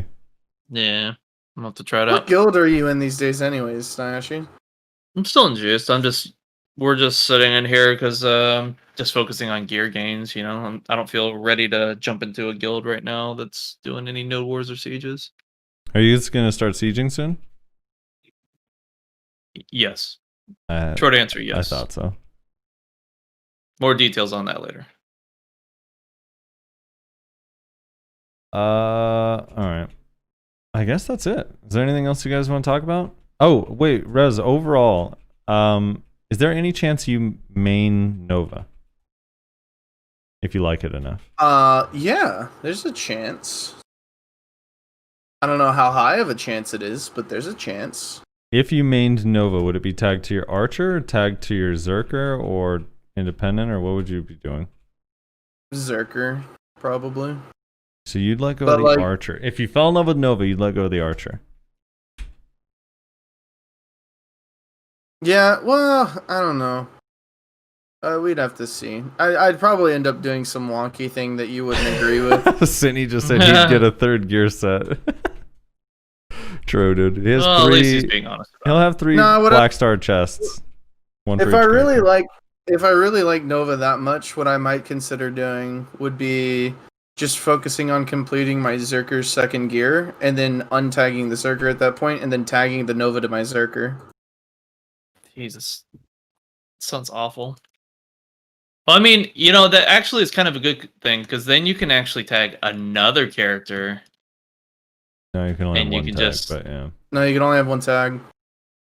Well, no. I meant like you decouple your Zerker, right? Yeah, And tag you guys- Nova. Oh, you're gear. saying yeah. When I untag the Zerker, yeah, I can tag something else. So if another class comes out that you like, or maybe you want to go back That's- to another, like the Archer. Well, yeah, that's part of why I'm doing this is because I want to go play Awakened Wizard, but I kind of can't because if I untag, I either would have to reroll my Archer, which I don't want to do, or I'd have to untag my Zerker, which I don't want to do. That's part of why I'm doing what I'm doing. Yeah. Which again, I've already admitted doesn't make any sense. You don't have to harass me about it.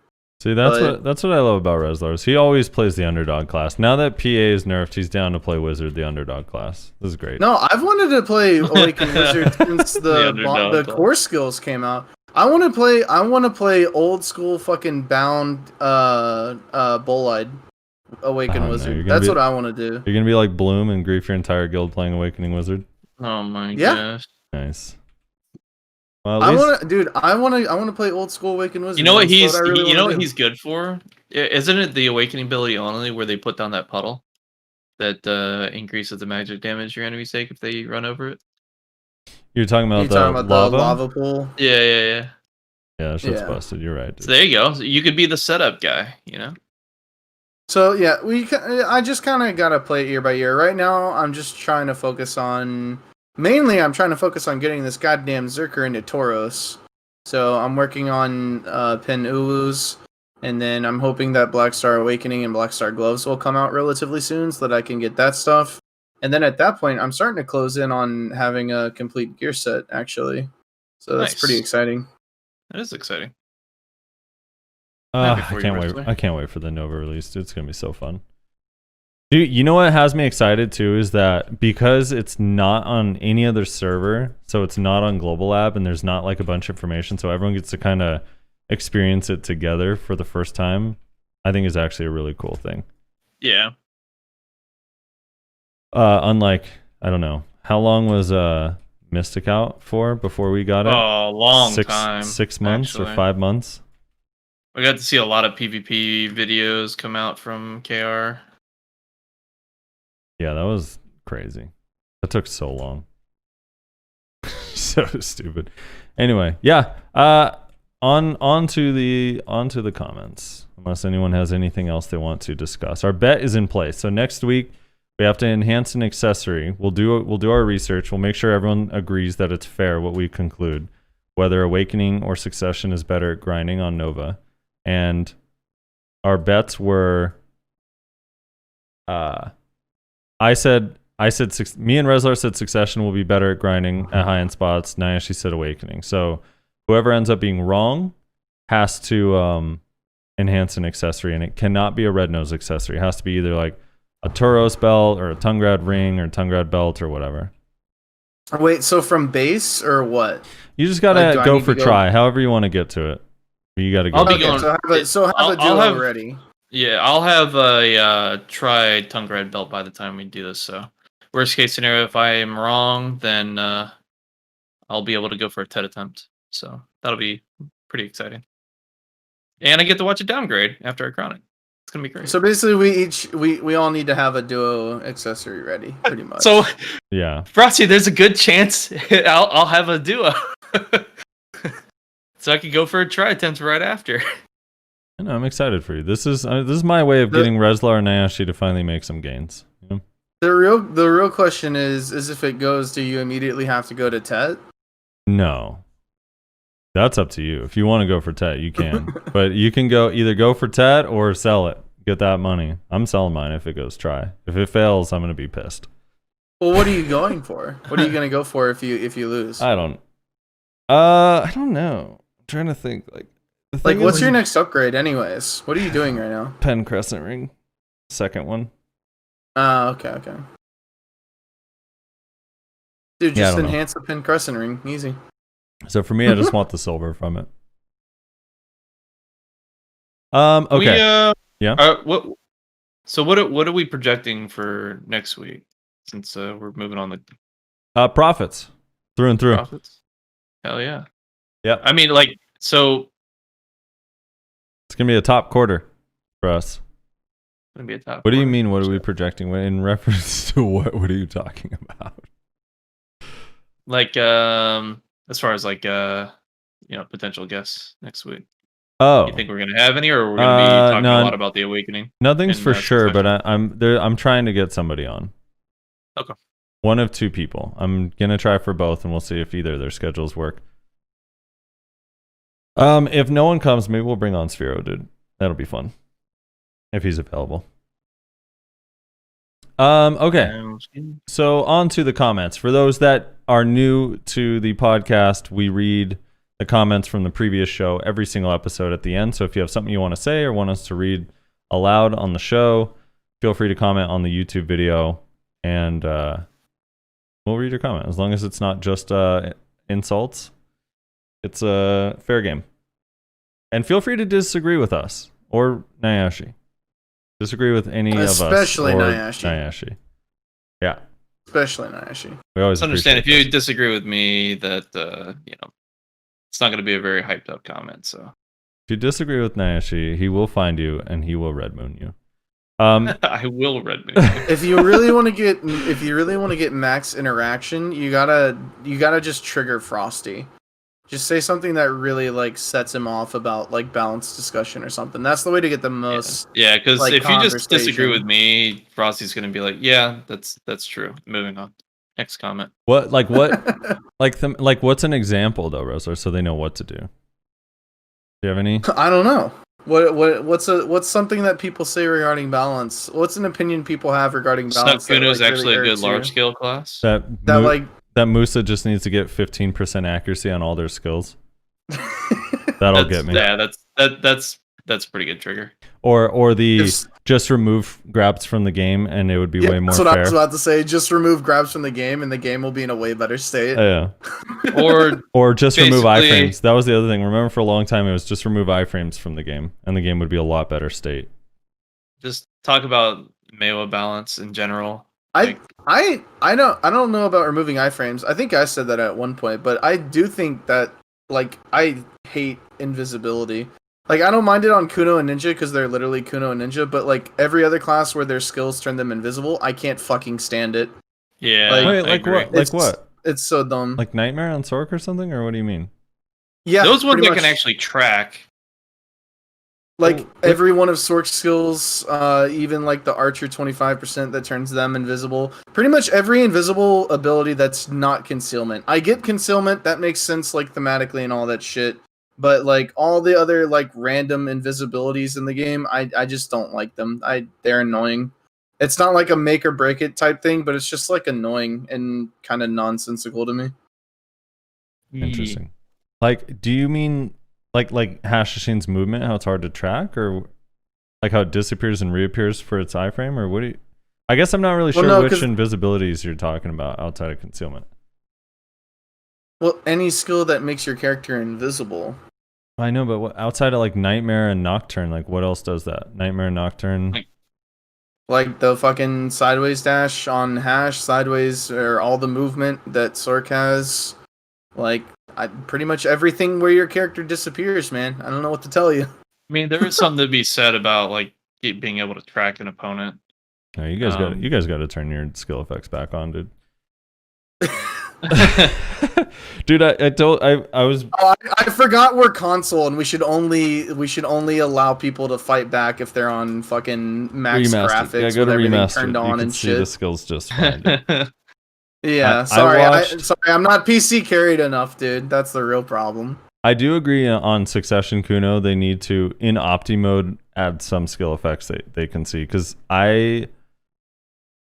this happened a while back, but I was defending a guildie in a grind spot from someone who happened to be streaming at the time. They were like just sitting there camping on top of the guildie's body, and I killed them like 5 times. And I was just there to defend them, not to like have a fair fight. So I was abusing Oni Shadow and everything, right? And I rewatched the fights back on his screen, and he was playing with skill effects off. Plus, I was using concealment. Like, it literally looked like a movie that was like a haunted house where a ghost was literally just killing somebody over and over and fucking with them and throwing them around the room. Like, you don't see anything. It's just like random blinks, and then all of a sudden the dude was dead. It looked hilarious. I was like, dude, like even Tendon Cutter is like completely just invisible while you're moving because it doesn't show the slash. That's the thing, is that like Pearl Abyss expects everyone to play this game in remastered. Like that's how they like made this game, right? Yeah, like, unfortunately, they just expect you to be in remastered with skill effects on and be able to still get 144 FPS so that your skills work properly. Like that's just kind of what they expect of you as a player, which is the annoying thing. Well, yeah, unfortunately, you can't like see a lot of openings on classes unless you turn down their skill effects. If I may white knight them a little bit, they do give everyone an equal opportunity to win the summer event where you can get an Alienware computer that would solve that problem. Okay? Yeah, dude. Everyone has a chance to turn their skill effects on if you just participate. I honestly doubt that will actually solve the problem. Alienware solve all problems. You would need some serious hardware on that thing. All right. Just remove desync from the game and then it'll be 100% balanced. Yeah, no, probably not, but it would be better. Dude, it would definitely be better. What class would benefit the absolute most if there was zero? This is just a random discussion. Zero desync, like nothing desyncs whatsoever. Everything works 100% of the time. You think Zerker would benefit more than Mewa and Musa?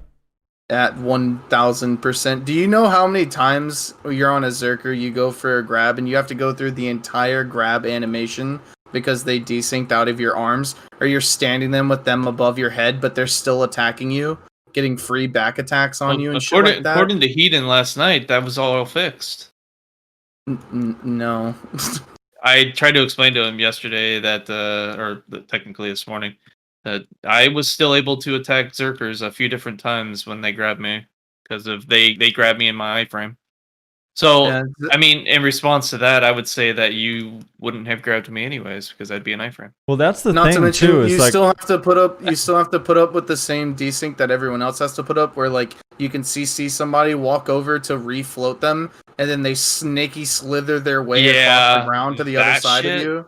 Oh my god. Yeah, you When I still go have to put up. You still have to put up with that as well. You also still have to put up with your getting knocked out of CC or protections occasionally. You're like, I was in fucking devastation right there, but that's fine. I'll just get CC'd out of it.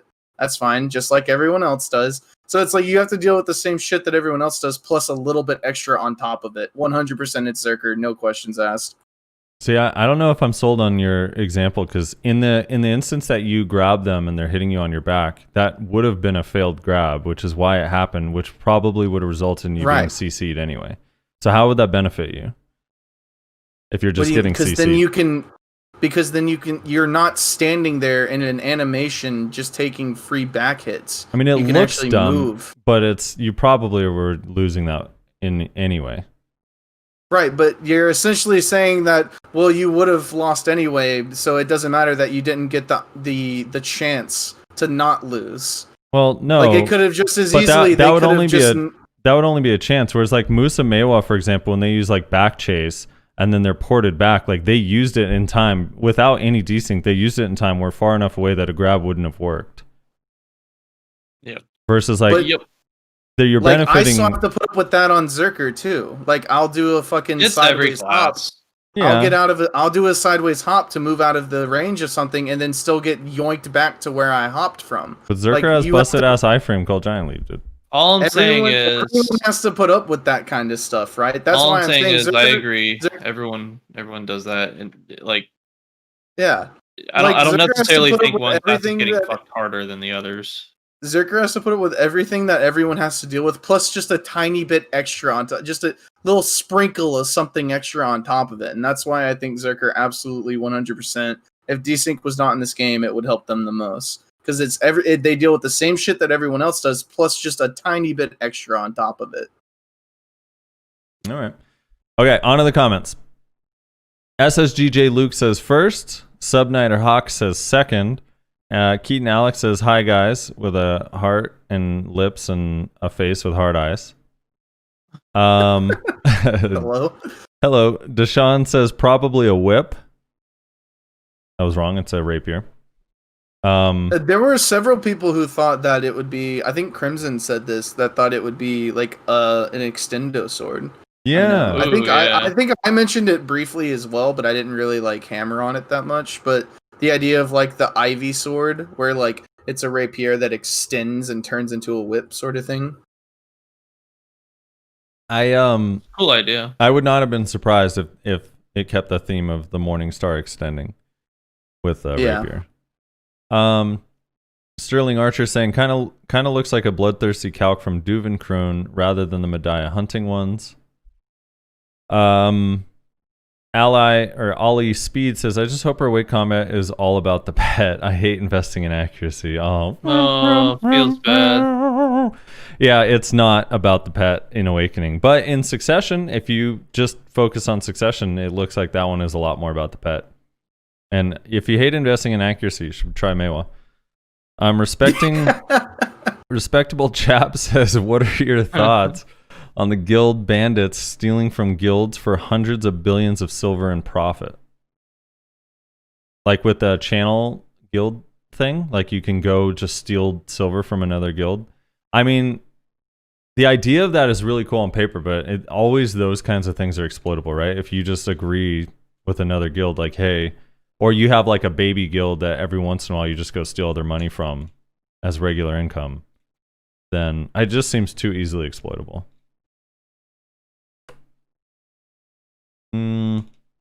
Zeshi says, it's been 2 years of the podcast and Nyashi is still not in the intro. That's just because he's a guest for this week. We don't put guests like the week that they have week's plausible guest. deniability. Yeah, we don't put that week's guest in the intro. It's not. There'd be a lot of editing. Queso81 says, Rapier class would actually be interesting class for BDO. Bring in an Asuna from Sword Art Online. Am I saying that right? Asuna? I think it's more, that way. Asuna.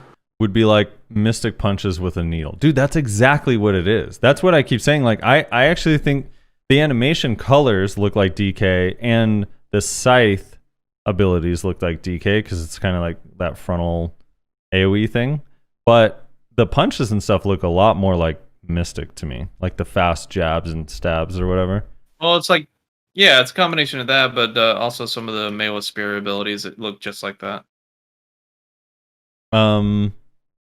Kashira, I love how Frosty had to stop himself from roasting Nayashe over including his imaginary friend in the podcast, just so he could roast Nayashe over the intro. Can I play this on stream real quick? Because this was actually quite funny. Wait, hold on. I meant to. Fucking hell. It was kind of interesting. Hold on.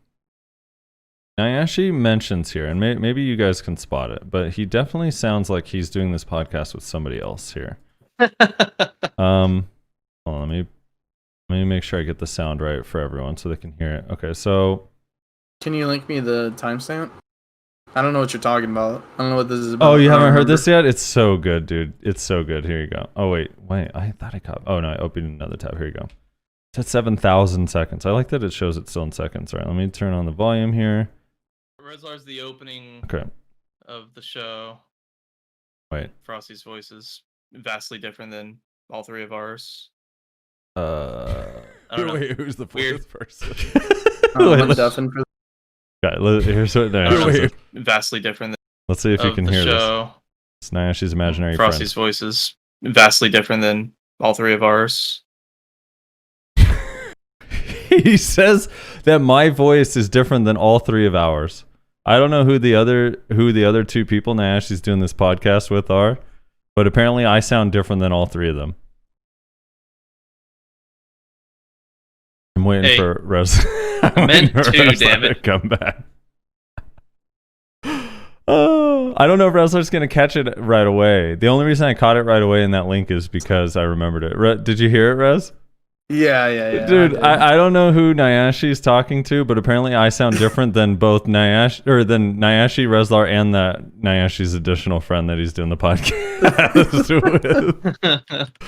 Oh my god, dude. All right, back to the comments. Frosty's a bully. Alexander LaFortune says spoiler alert about Nova, and then he has a massive list of lore information about the Nova, which is kind of interesting. If you're into the lore stuff, he posted that all in the Value Pack Discord as well, I believe, right, Rezlar? If I'm not mistaken. I think he posted did. that all. Yeah. Shikari says, anybody else low-key disappointed there wasn't a new opening, seeing as how they just did a 2-year anniversary shit show, which was great. I was disappointed for sure. Wait, what? Yeah, we didn't have a new opening to the podcast. It would have been a cool time to do it. Maybe we can try to time it on our 100th episode. You think that'd be possible? It's 6 weeks, 7 weeks away. So it's possible. Don't worry about it. Soon. Don't worry about it. We'll get it. Dude, by the way, we have to do a tier list in 2 weeks and 3 days from today. 2 weeks from Wednesday, yep. Yeah, it's going to be interesting. DG609 says rapier or a whip? Yeah, it's a rapier. I've been dying, Corin Noaka says, I've been dying for a rapier type class, so it's an instant reroll from me. Or for me, I just hope she gets at least one iframe to outplay grabs and fix some bugs/issues. Some skills that you use take her out of block, which unsummons the guards. It's a tad bit annoying. Her movement definitely needs work. I think they should split off her dash from her grab, because right now I think they share the same cooldown. I feel like she's kind of tanky, but like after she's in a combo, it doesn't really feel like she's any tankier. The HP recovery passive doesn't actually feel... I think he's saying because you lose the DP buff during a combo, because it's such a short DP buff from her block that you don't really feel tankier once you're CC'd. Which I think is okay. I don't know. That's okay to me. I mean, well, was he wanting her to survive combos? Just not by gear, but by fucking just overall buffing up the hell and back?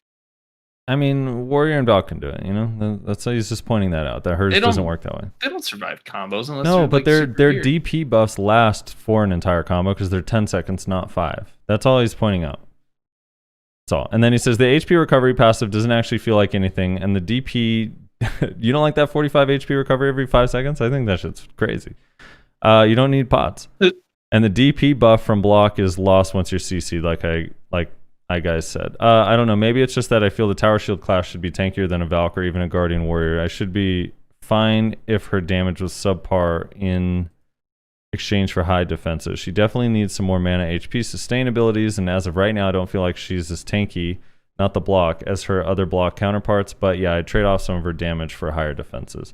I gotta like, disagree with the tankiness part. I feel like she doesn't need to be like Guardian, just in theme. Yes, she has a tower shield, but nothing else about her really tells me that she's super tanky. She's not like a heavily armored class or anything like that. So I don't know. To me, like, her tankiness, I think, is fine in comparison to the classes you mentioned. I don't think she needs to be more tanky. Also, now that we see her awakening, it's like a totally different style that's not related to tankiness whatsoever. At least the way it looks. And yeah, when she's upright, she's pretty damn tanky with her shield. Her block blocks a lot of stuff. Dancing Sword says the 10v10 is really a 7v7 because 3 people from each team will constantly be benched on each team for swapping if need be. Is that... I'd have to reread the text from that announcement, but I understood it to be a 10v10 with 3 people being benched, making it 13 total people. Same. That's what I thought it said too. But I'm not too sure. And I don't think that they're like there with you in the fight, that they're just, when you queue up for, like, your team queues up, as long as 10 of those 13 people are available, you can participate. But you can have up to 13 people on a team to deal with the losses of people or people not being on or whatever. But I don't know. Just having a different... Mina says the commenter is right. It's a 7v7. 7v7. So you can queue up. I mean, the 3 people don't have to be with you, right? You can just queue up the 7v7 then? Wait, they're able to test a single club? Maybe No. maybe the idea is that it works like almost like a draft in League, where it's like, okay, we're gonna swap this guy out for this guy because like this class counters this class or some shit. Oh, like that. kind of maybe like mimicking how the BSL tournament was that one time? Maybe. The team one. I don't Mm-hmm. know. Either way, I'm excited for group PvP. 7v7's like small scale enough that that's going to be really fun. I feel like 10 might be too many anyway. So if it's 7v7, I'm down with that. Yeah, 7v7 sounds a lot better than 10v10. I feel like now I need to find it, but I swear I don't even know. Where would I find like the banquet notes? Now I'm like doubting why did we all think 10v10? I swear they even wrote the words 10v10, but maybe they said 7v7? I mean, they literally wrote 10v10, but I think the thing is they're dumb and don't know how to explain things. And so it's like their idea was like the 10v10 literally includes the 3 benched players, but they didn't properly like express that. They kind of like said it confusingly. Yeah. So it made it sound like it was a 10v10 with 3 extra players, not that the 3 players was included. Yeah, it makes sense. Okay. Well, moving on. So either way, I'm excited for group PvP. Oh, here we go. Hold on, I'm gonna double check. 10-person teams with 3 in reserve is how it's worded. Okay, so that's, I guess, just the word 10 is what got me. It says 10v10. Oh yeah, that is. It was titled 10v10 crews, 10-person teams with 3 in reserve. Okay. I guess because I just read 10v10, that's it threw me off. 7v7 then. Yeah. Well, we sound like idiots then from the previous week. Well, I'm gonna maintain that they didn't properly explain that. That's not our fault. I mean, literally, I think most people thought it was going to be like a literal 10v10, and then you'd have 3 extra players, because they didn't really properly explain that. 7v7 is a good number, honestly. Like Yeah, that would actually be really fun. That's not awful. I'd be okay with that. It like You actually have some structure to your team fight. Yeah. It's low enough amount of people that you actually can coordinate individual people and like, we need you to dive in because you're this player or whatever, you know? I don't know. Queso81 says, going back to older comments, I forget if I commented, but they could literally fix PvP arenas by bringing back the old Shadow Arena and let us use our main gear and characters. The system was stupid, starting with no gear, etc. Would be so fun PvPing on those maps. That actually would be really fun. Shadow Arena just with your full character in there. start off as the Black Spirit Ball, bounce around, and then you just go battle royale with your character. That would actually be incredibly fun. Oh, hey, that's something we didn't talk about. You can hide your sub weapon now. Oh, well, only an idle stance. It's pictures only, basically. Yeah, but still, that's a cool thing. Yeah, it's all right. Why are you being? You can hide your horn bow. Dude, could you imagine when you're fighting a Nova, but her shield's like gone? Be hilarious. Yeah, what if in that trailer they were just hiding her shield with that new option? She actually still has it. Yeah, there you go. The Assassin says, actually, Fortnite has that aim assist for console players since it was unfair to them since PC players could just point and click right on your head. LOL, maybe that's what they were going for with this aim assist update, but they couldn't or maybe didn't think to only make it available to console players only. Well, we already have aim assist in the game. It's not aim assist. It turns your character. Like Fortnite doesn't combat physically assist. Yeah, Fortnite, even in Fortnite with aim assist, it doesn't physically turn your character 180 degrees when you click shoot because someone's behind you. Yeah, that's it's only like a slight adjustment. Could you imagine if it did though? Aimbot. Yeah, that's called an aimbot. They added an aimbot. It's different. Louis D. Roz says, but grap is broken. Striker can grab you in DK iframe. It is so funny or lawn. He can grab you? Oh, said grab. Oh, I said he can grab, but he said grap the first time, and then I just said grap again the second time. I don't know why. My brain put that together. Dord Pincer says, I play KR and can tell you for a fact that Merv's palette is still a value pack feature there. It is not on SEA, though, according to an SEA member. I don't know. I'd have to double check. I thought KR also didn't have it. I thought they never had it, but maybe they did, or maybe it got added. I don't know. I'm not really sure. To be honest, like just because the way value packs work and how a lot of people have them, I would be a little bit surprised if they remove it right away. I don't know. I'm not really sure. I can find out right now. It seems not worth. It's like way too much trouble to remove it. You know, like just the backlash is not gonna be worth. I don't know. We'll see.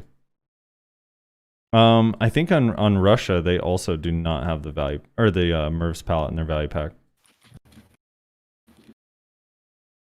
Console is a runoff of PA and they still have Merv's palette as part of the value pack. There you go.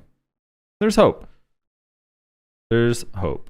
Daz said last time I heard the podcast with that many people, I had to be recorded with fewer participants because of how much of a clusterfuck it became. So definitely good job on organizing and moderating the last episode, and belated congrats on the 2 years. Well, thank you very much, man. Yeah, it went surprisingly well. Apparently SA doesn't have value pack or weight with loyalty, so they just for some reason have a lot of differences. Maybe something South specific America? to that region. Yeah, the loyalty thing is also concerning. What are they going to do with our loyalty? Like, there's going to be people really upset if you can't buy value packs with loyalty. Some people literally exclusively do that.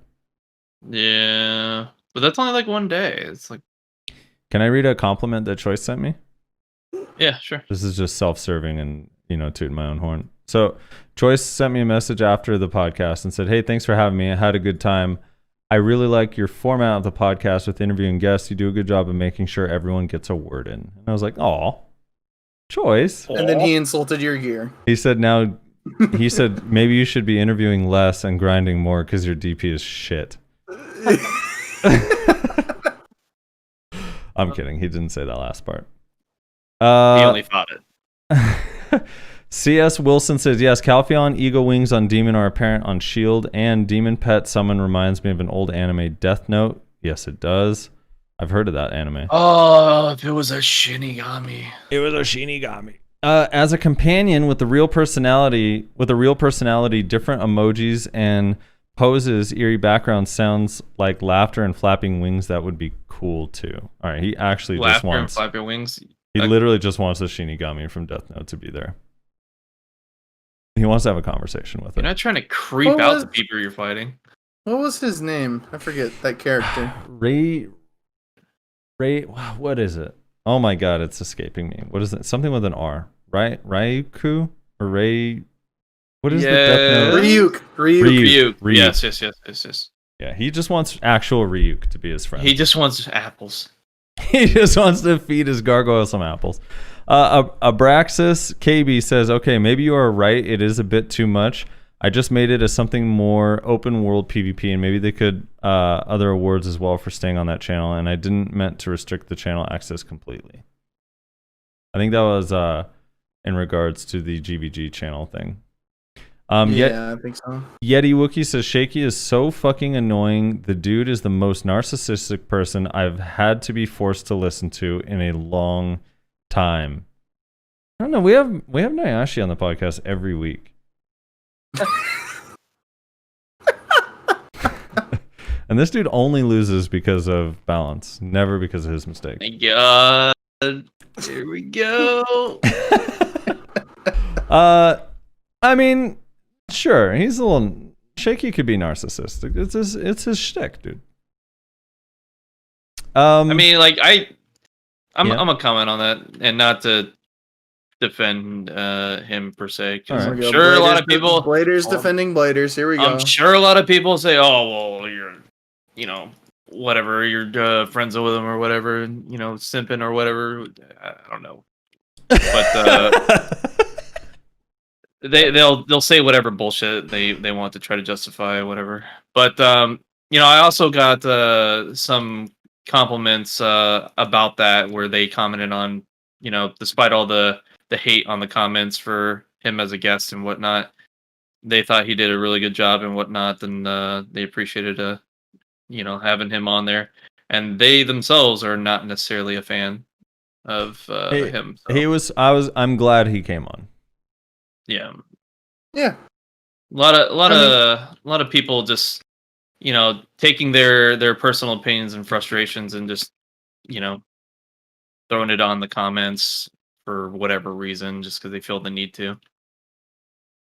And it's like he got excited to talk. That's all. I mean, at the end of the day, if you really just break it down, he was excited to talk about everything that we were talking about and wanted to jump in as much as possible, which is I don't know. I mean, that's why he hung around until the end. Like, it was who was it? It was him, Kyreem, Armin, and someone else, wasn't it? Wasn't there four guests that we had that stuck around till we literally ended the show?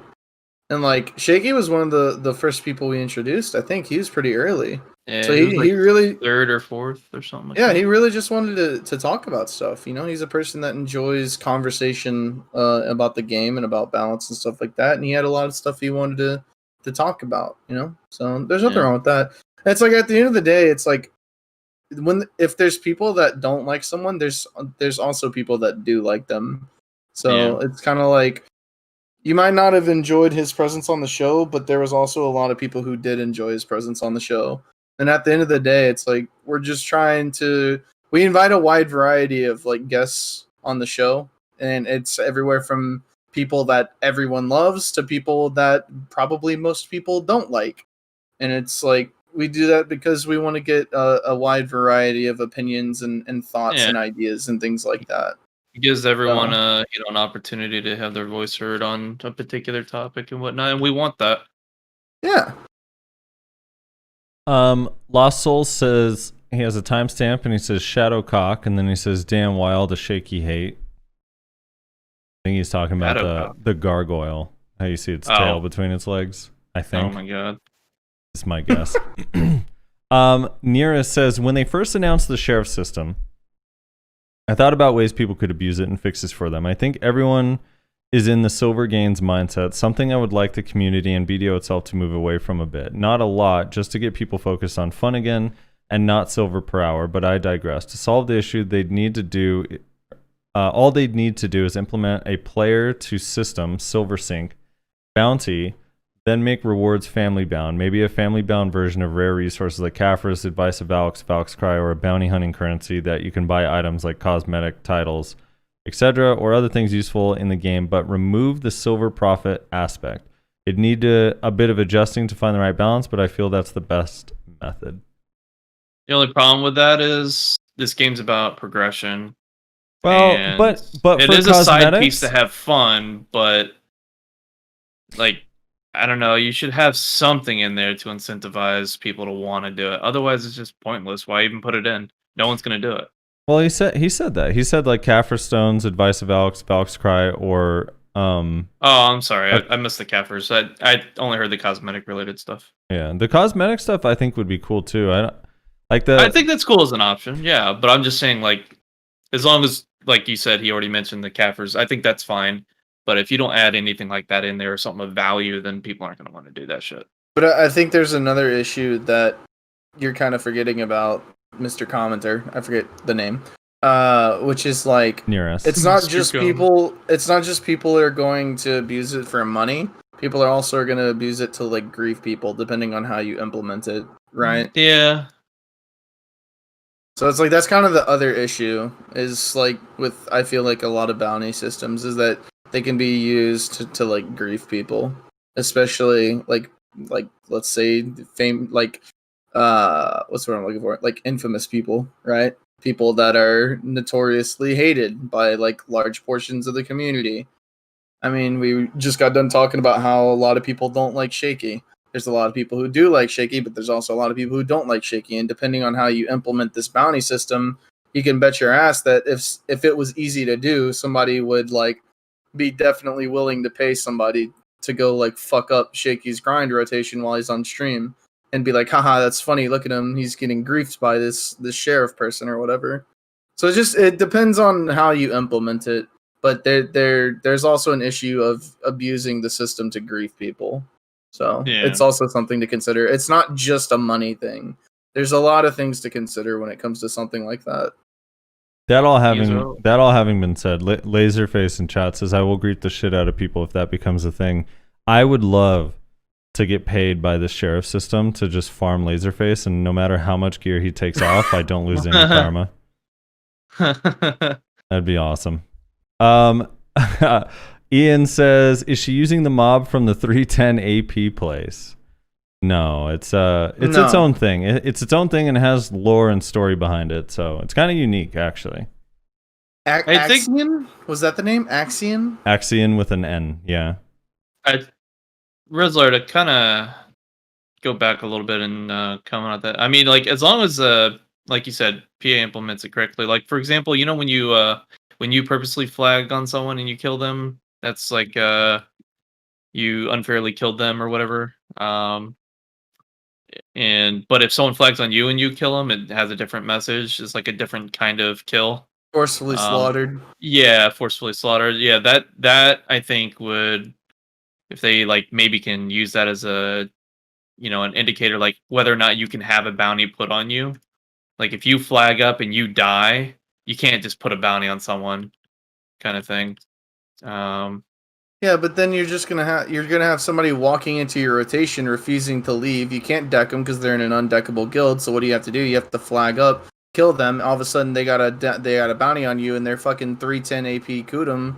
I'm just trying to give the Karma Bombers another route here. Come on. Like, I'm just saying, like there's. You're right. I mean, there's. I'm just saying there has to be like some sort of like a logical pattern to it, because I know this isn't necessarily. It's not always going to be a logical pattern type situation, but like you said, it's just going to be something that people are going to abuse in some form or fashion. Yeah, that's all I'm saying is that there's a lot to it, and that's why I doubt it'll. I'm with Frosty whenever he said this. Like, I think briefly after they mentioned it, actually, he said, I doubt that's ever going to get implemented. I actually agree. Yeah, I don't think it's ever going to get. I don't think it's ever going to get implemented because I don't think they're ever going to be able to come up with a version of it that is worth it to do, because that's a huge thing with the community. Yeah, things need to be fun and all that stuff, but the thing is like, even if somebody really wants like to do something, if it's not worth it, they're most likely going to feel like they're wasting their time and they're not going to do it. And then secondly, it needs to not be abusable, either via money or by griefing people. And I don't think they're going to be able to check all those boxes, honestly. It's just not possible. So I don't think they're going to make it. I'm just being real.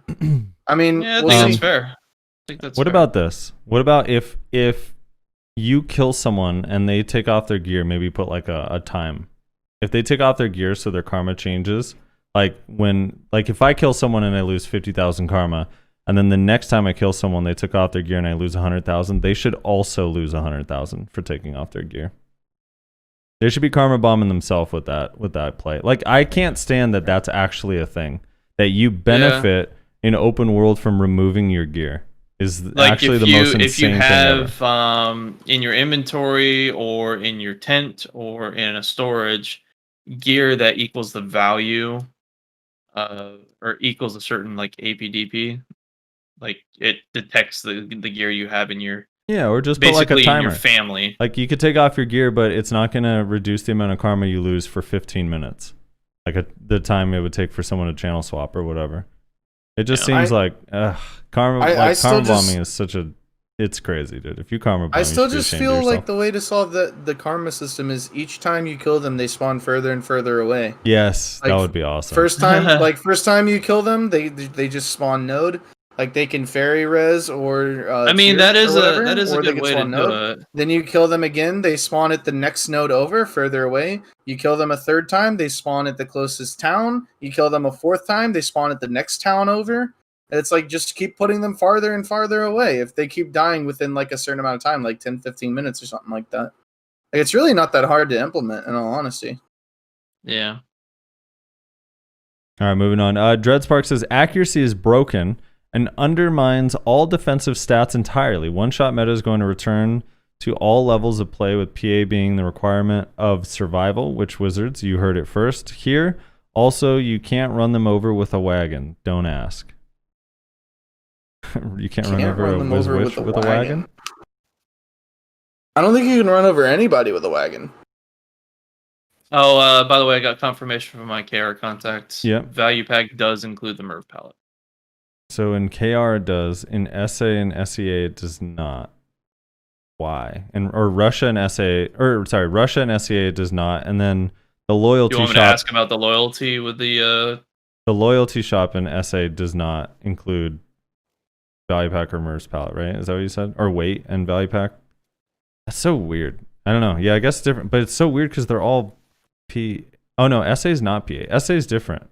Isn't SA still on Red Fox? I think so, yeah. That might be why. Maybe they have certain restrictions with their publisher. But then why Russia? Because Russia is Pearl Abyss, right? They took over a few years ago. True. What do you guys think about this comment that accuracy is broken and undermines all defensive stats entirely?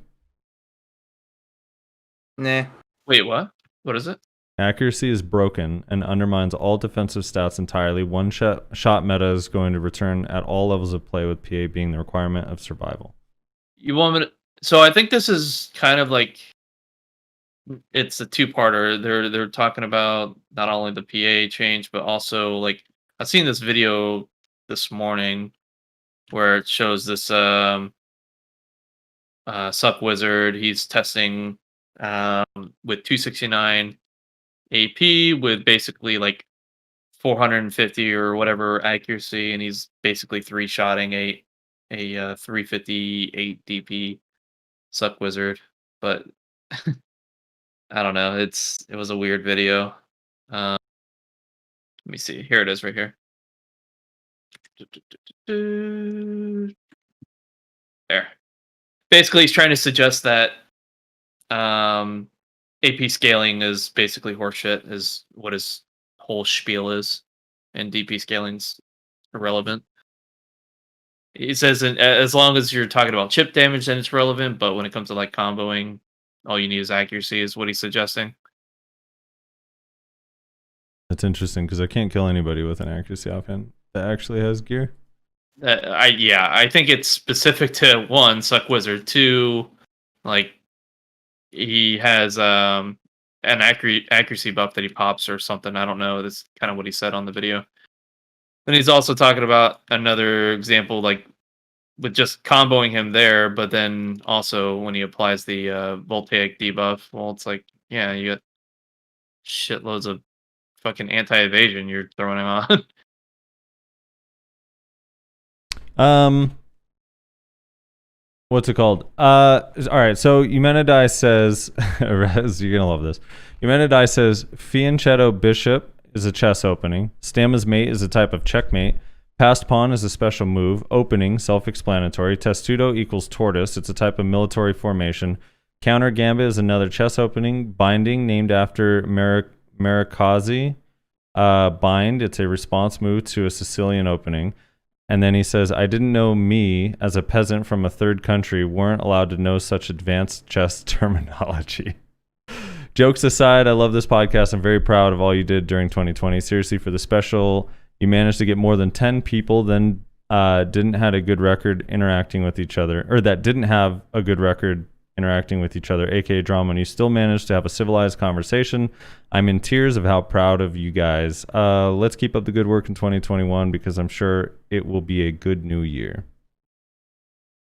Hopefully, man. Yeah. Yeah, last week that was in reference to Reslar saying that I was it high, what was the word? Highfalutin? No, God, what was the word you said? I don't even remember. A floozy? No, that wasn't it. Oh, bougie. Bougie. He called me bougie for knowing chess. He called me bougie for... I don't even know chess. That's the other thing, too. Like, if I played chess on chess.com, my rating would be just absolutely negative. I would just lose in every single match. Absolutely negative. It would be so bad. It would be actually horrendous. Oh, I like dude, chess, but I don't think I'm amazing at it at all. I haven't played chess since I was like a kid, and I also haven't watched Queen's Gambit, the show that everyone's talking about. Dude, so Queen's Gambit, that's a good show. You need to watch it. How would I know of these things? You know, it's a great mouth. show, dude. By the way, you mentioned I also added to that comment, and I almost forgot. Congratulations on being so popular in Hong Kong. So we got this. What? I thought the podcast viewers would love this. I got this email the other day, yesterday morning at 7:54 a.m. from someone named Carlos that says, "Hello, how's it going? Hope all is well. I have some cool information that might interest you. Your podcast, the Value Pack Weekly podcast, has good performance in some rankings in the last 30 days." And then the bullet point says, position number 208 in the category leisure in Hong Kong. Leisure? Yeah, dude. It's a leisurely podcast in Hong Kong. You didn't know that? And it's one of the top-rated podcasts. Yeah, number 208. Yep. Well, to be fair, doesn't the Chinese government like censor all the internet-related activities over there? I feel like this is probably the most news they get out of the outside world. This whole thing is way over Nayashi's head right now. It's too much for him to bear. And I'm just going with it, dude. Apparently we're ranked 208 in Hong Kong because they're not allowed to read the news, according to Nayashi. We're their only source of news outside of China is the Value Pack podcast. Hey, man. That's all we get. Hopefully they talk about current events sometimes. They mostly talk about a game we don't play, but occasionally they talk about current events, so we stay up to date. This is what they live for, man. That's why we're 208, you said? Yeah, 208, dude. 208. In the leisure section. Yeah, it was just some scam to try to get them to promote my shit or something. If we pay a certain amount of money, we can move that 208 down to like 140, dude, for just a couple $100. Easy peasy. Anyway, that's the podcast. So, yeah. Thank you guys for commenting. If you want to comment on any of the episodes or shows in the future, do so. We love reading those. And again, reminder, we are going to do a tier list in 2 weeks at some point within the next 2 weeks. And it'll be super fun. And I don't know, we're probably just going to record it and not do it live, right? Is the plan? Yeah, probably. Yeah. Bladers are not going to like what I have to say. That's my foreshadowing. That's my teaser. Oh boy.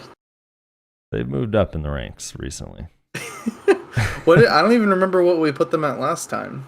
Probably A, because they pop stun traps and no one else could do that. Oh my god. Anyway, you want to close this out, Russ? Very niche, but very OP at that niche thing. They talk about all their gaps, and yet somehow stun traps can't find them. It's crazy. Oh my gosh. Stun traps can't find them. Holy shit. Alright, thanks everybody for watching. Thanks everybody for watching, whether you're watching the live streams. You can watch us stream this every Sunday.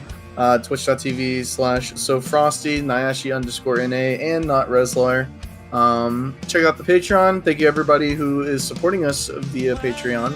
Is it via or via? I always get, like, every time I say that word, I feel like I'm saying it wrong. I always say via, but Via? What do you say, doesn't matter. Frosty? If you play chess, you say via. Oh my god. But thanks everybody for watching. Hopefully you enjoyed, and we'll catch you next week with Nova Succession and Awakening.